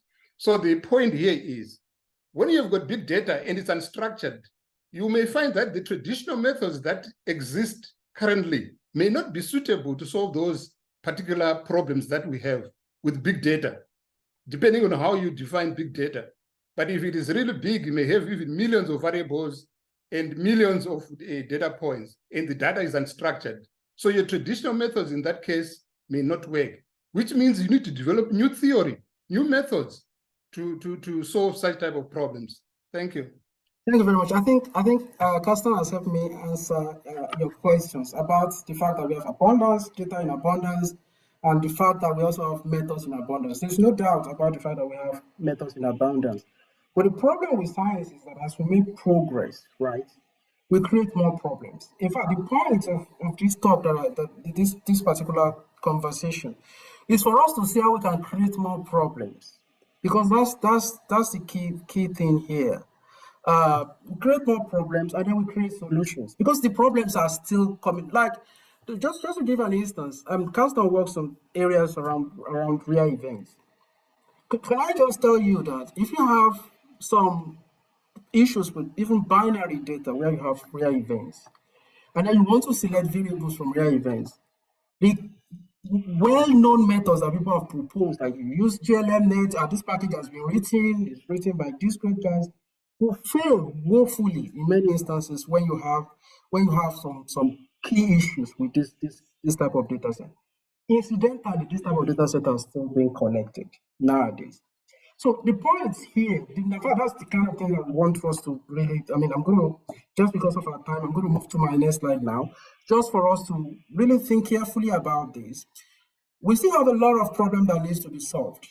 Maybe because I'm probably looking at this problem more from the health sciences or health research. Now we have all this data, and there are things that could be done. Remember, in one of the things I said, we could still look at that old problem and that old solution. It's not impossible. We could still make incremental improvements.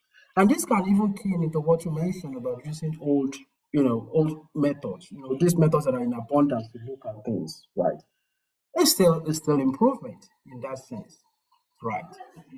And we could look at these new methods as well, really, to the old problem and look at them from a different perspective. So these are the kind of things that we should start thinking about. If truly we want to solve some of the challenges that are in Africa, we have to sit down, look at what is available, look at what is not available in terms of data, and then we start thinking, how do we bring people together? I mean, that's one of the key things that I'm going to quickly talk about soon. So, because of our time, let me quickly talk through my last three slides. Now, so for me, let's take it from me that we have this data in abundance now. And we really want to make progress and look at some of the challenges in Africa. To be honest with you, if there are no real problems, the Gates will have stopped funding research in Africa. There's still a lot of things that needs to really be looked at. And most of those research, they still collect data. So we should think about this process maybe from engineering design perspective. So we look at human-centered kind of design in the way we look at our data. In fact, everything I have on this part relates to issues about data. And everything I have on this side is what type of solution are we really thinking about, to bring some of these things together. And then that's where we have to start our critical thinking. So we have to put ourselves in the shoe of the real problem we are looking at based on the data sets that are available. And then we develop a deep understanding of those challenges that we might have.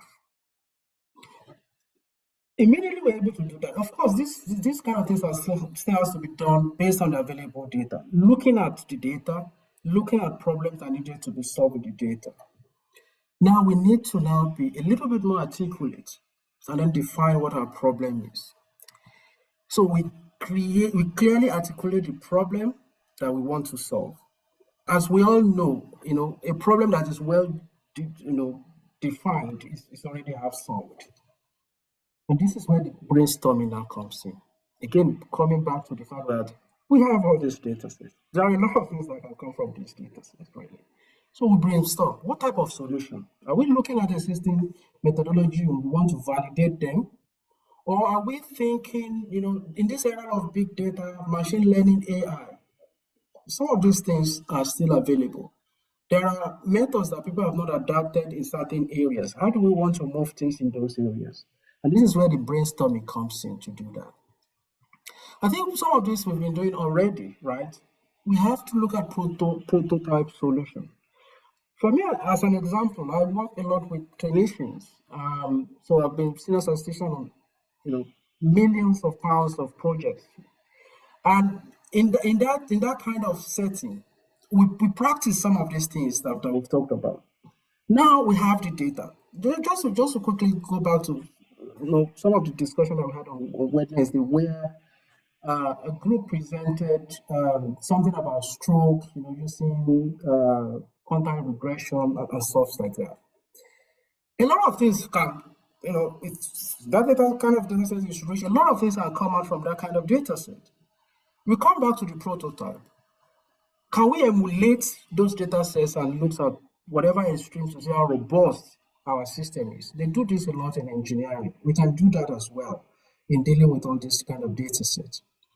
And when we do all that, then we test our system. If there is need for us to go back and redefine the problem, we could go back and, of course, redefine the problem and then iterate through this process again. Now, this idea of prototype, for some, that have made grant application here, reviewers are always happy to see people to say, we've had a kind of pilot study from this. We've done a little bit, we're looking for money to do more from some of these things we've shown. This is where some of those kind of things becomes important.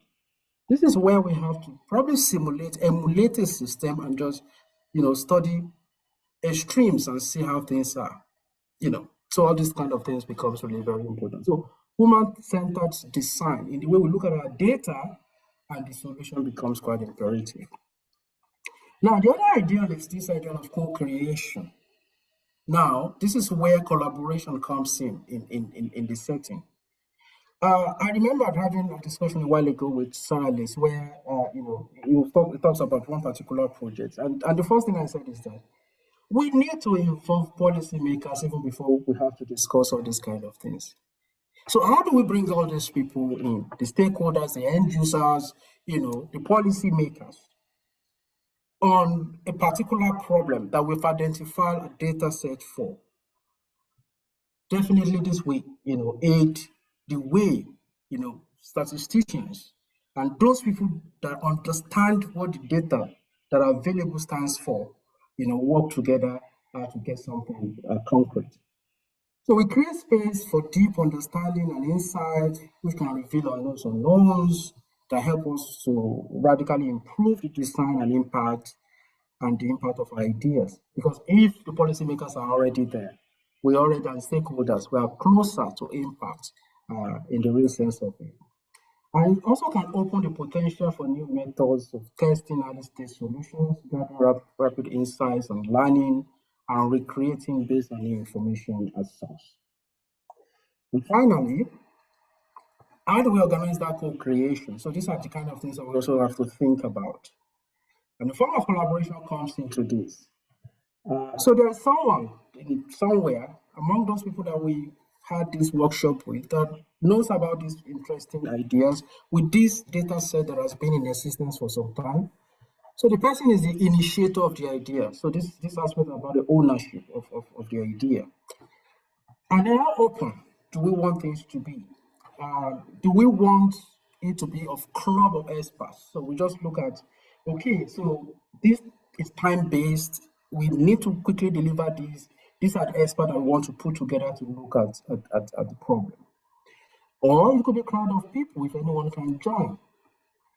And if the initiator and contributors are together, they own this process, they will have coalition of parties or community of kindred spirits.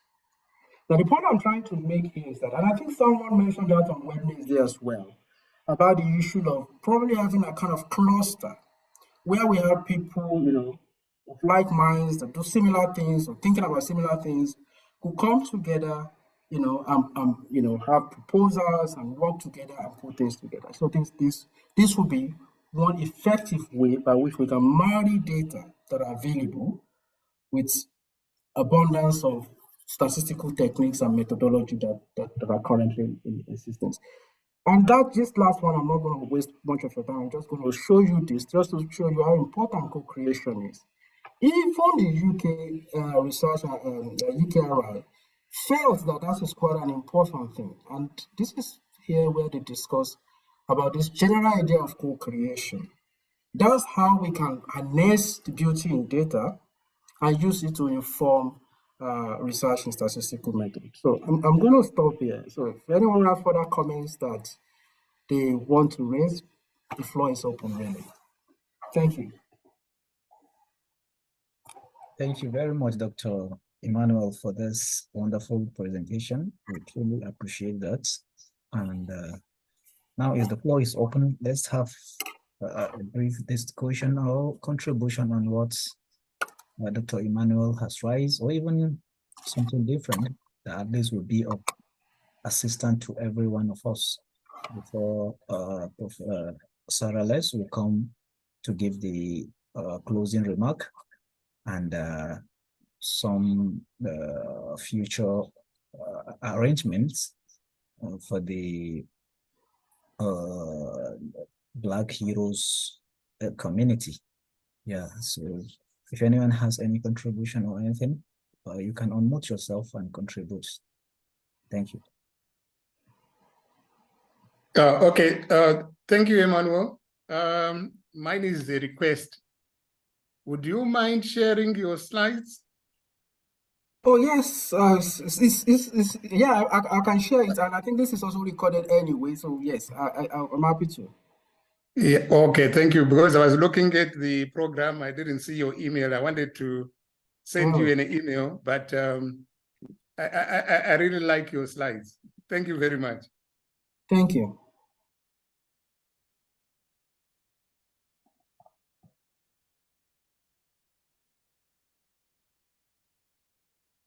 Quinsley.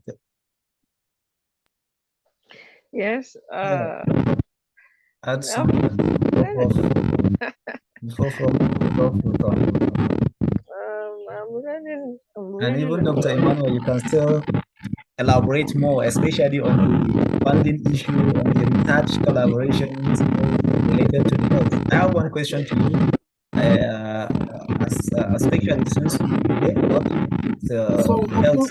I can't hear you. Sorry. Hello, can you hear me? I think something is going on somewhere. Hello, can you hear me now? Okay, now I can hear you. Yes. Okay. So I said I have maybe a few questions regarding to the research, because as you keep on mentioning that there is abundant data, there is abundant things, meaning that there is abundant funding in that area as well. Because No. Sorry. Funding is before you ask your question. Funding is limited. We all know, right? yes. Funding doesn't correspond. They are not correlated. When you want to put it side by side by data, I mean, Yeah. the health data are available in various forms. Yeah. I'm just teasing. I am aware of that. Though, in health section, it's so in most cases, having the funding and grant, it's more easier because if considering the impact in the area compared to other areas. So that is why I'm just adding to that information. Though even as you keep on mentioning that we have abundant in the health sector, we still have challenge in some few areas, especially in the African continents. You realize there is data, or you have found that there is a data in the social organization or even the health sector. But for you to assess such kind of data, you find it very challenging. So what can you add to this? Yeah, that is a problem everywhere. So access to data is a problem everywhere. I think if I just want to talk about the UK landscape for now, I mean, clinicians have been, I mean, like those kind of guys I work with, they've been forced in some sense to make their data set available, right? And sometimes the best way to see things also is, reading papers in certain areas, seeing how people have used some data set that they claim are not available for use. And there are some things that one find interesting in some of those.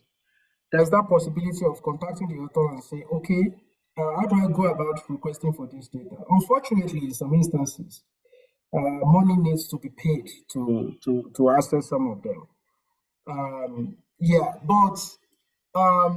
Yeah, it's quite complicated in some sense. Thank you, Emmanuel. I mean, this is, one of the things that came out of this meeting is the need for funding for researchers in Africa. I think that is a big issue, because the people in Africa is now they don't have funding. Most of them, they don't have funding. I think one of the things we are gonna do is we are gonna create like a group of people. We're gonna meet like once a week or once in every 2 weeks to explore opportunities for funds, and also work on grants also throughout the year. So if you can, I will send you guys an email in the next few days. I will send you guys an email. If you are willing to be part of this cluster of people, working on exploring the opportunities for grants, and also working on such grants throughout the year, jointly with researchers in Africa. That would be great. Well, yeah, for me, yeah, I mean, we've been discussing this, for some time. It's the problem. Though I may not be able to meet on weekly basis because of some commitment elsewhere, but yes, I mean, this is the point. The point is that we really want to change the story of Africa. As you know, I've been at the forefront of issues around decolonization in mathematical sciences in the UK. Yeah. And these are some of the issues that I've laying emphasis on about what is going on and how are Africans genuinely being supported when it comes to this kind of thing. Because there's one thing for people to pay lip service and do things. So the point is, yes, I'm 100% really happy to to be part of Yeah, I it. think, because there's a speaker yesterday who said that even some countries in the continent, governments of certain countries in the continent, they are offering grants. Like the guy from Burkina Faso, I think he said in one of his talks yesterday that the Burkina Faso government is offering grants for research. So I think there are so many grants we don't know about. A lot. I mean, I shared one with you very recently, like that I was saying we probably look at this neonatal kind of problem, right? Yeah. So yeah, we a lot. I mean, even MRC, do funds things in Africa. Again, it's all about some of these things that I mentioned today. This idea of co-creation is quite important in it, because they really want to see. There was a time we had a discussion about this Gates and Melinda Foundation, and we were thinking about putting something together. The first question I said is, we just need to get all the stakeholders in place. Otherwise, it's going to be exercise in futility. So I'm happy that we have brothers and sisters from Africa that are happy to be in Africa and still working and doing interesting things. The key issue is they know more about the terrain in Africa. And sometimes there might be need that, okay, there's this program. Who do we contact in terms of policy related things, in terms of stakeholder involvement, in terms of this? So they will be there to do, those kind of groundwork. A lot of people here, I mean, I just finished speaking with a colleague not long ago before I joined the meeting here. They are working in Africa, doing World Health Organization, looking at people about how they use medication from the counter, how we buy things from pharmacy in Africa, just those kind of things. And incidentally, of course, yeah, they work with people back in Africa, but they are the main people that speak with World Health Organization on this kind of settings. So the question is, what can we do differently so that Africans can tell their own story? So I think that's what I think we should take out of this meeting. How do we do that? And that's what I mean, I know for the people in the UK, like they have, for them it's easier to, like, if they write a grant saying that that's going to benefit certain countries in the continent, I mean, it may be easy for them to get grants from the UK government. But the thing is, whether it actually benefits the continent or not is a big question. Whether it actually benefits the people who got the grants, or it's a big question. So that's what I'm saying, brother. So if we can, have this cluster of like a group, so we can meet weekly to discuss about different opportunities that there are for grant writing with people in the continent. That would be great. I think that we can make a big headway on that. Yeah. So I think so I will send out an email maybe in the next few days to all the people who attended this conference to take part in these weekly meetings. It doesn't need to be long. It could be like 1 or 2 hours a week, or 1 or 2 hours every 2 weeks. It's not a lot of time. So we can like explore funding opportunities and try to prepare the documents, etc. Yeah. All right. So, yeah. So once again, thank you for everybody who attended this workshop. Thank you for all the speakers. Thank you for all the discussions. And thank you for all the people who, thank you for, especially for Queensley. I mean, she did the bulk of the work for this workshop. I mean, without her, this wouldn't have been possible. Thank you for Adam.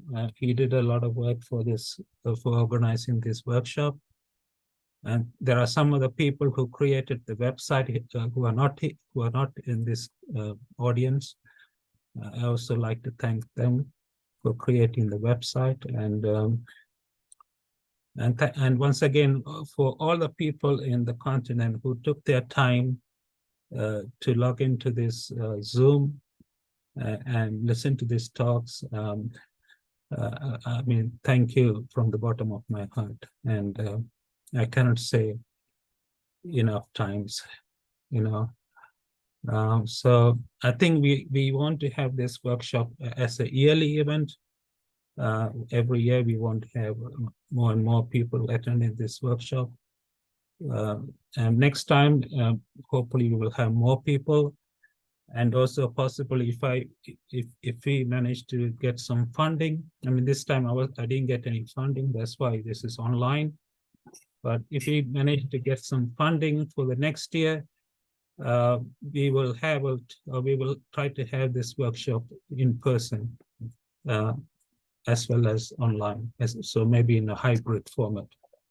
Okay, so in the meantime, let's keep in touch and let's try to work together, not just on papers. I mean, I will, as I said to you earlier in the workshop, I will continue to work with my brothers and sisters in the continent. I will continue to write more and more papers. And it's not just papers, but we need more than papers, we need grants. So I will try to organize this weekly event where we can meet and discuss about opportunities for grants and how we can apply for them. Right? Picture. Yeah. Okay, guys. So open the video so you can have a group picture. Yeah. Okay. You know how to do it. Yeah. Can you guys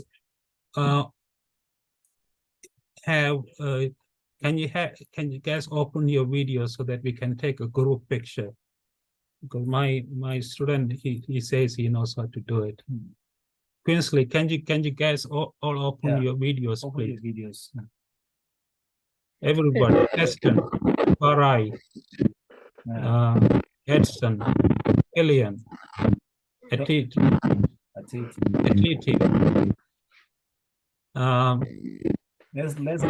our face. Dr. Queensley, we just saw your face now, Dr. Queensley. We only heard your voice. And Castle. All right. Hi. Queensley, Chin. There are two Queensley people. That's crazy. Okay. And yeah, Atiti, can you open your video, please? Atiti, can you hear me? There's somebody called CS. CS, can you open your video? Okay, that's better. CS, are you there? Okay, good to see you. And Queensley Chinyu.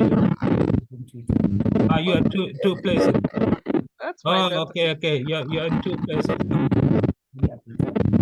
No, that's my daughter. That's your daughter? Yeah. Hello. Hello, darling. How are you? Which one? Rings. Yeah. But if they are already doing can I bring you try this one? Yeah. That's good. That's all right.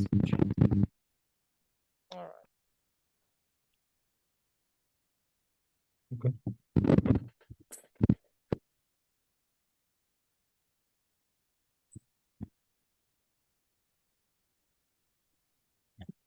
You're done now. Okay, thank you guys. Thank you everybody, and thank you. Have a good evening or good afternoon. Bye everyone. Bye. Whatever. Bye. Bye. I will see you soon, guys, for the everyone grant meeting. Right? Okay. Thank you guys. Bye. Bye.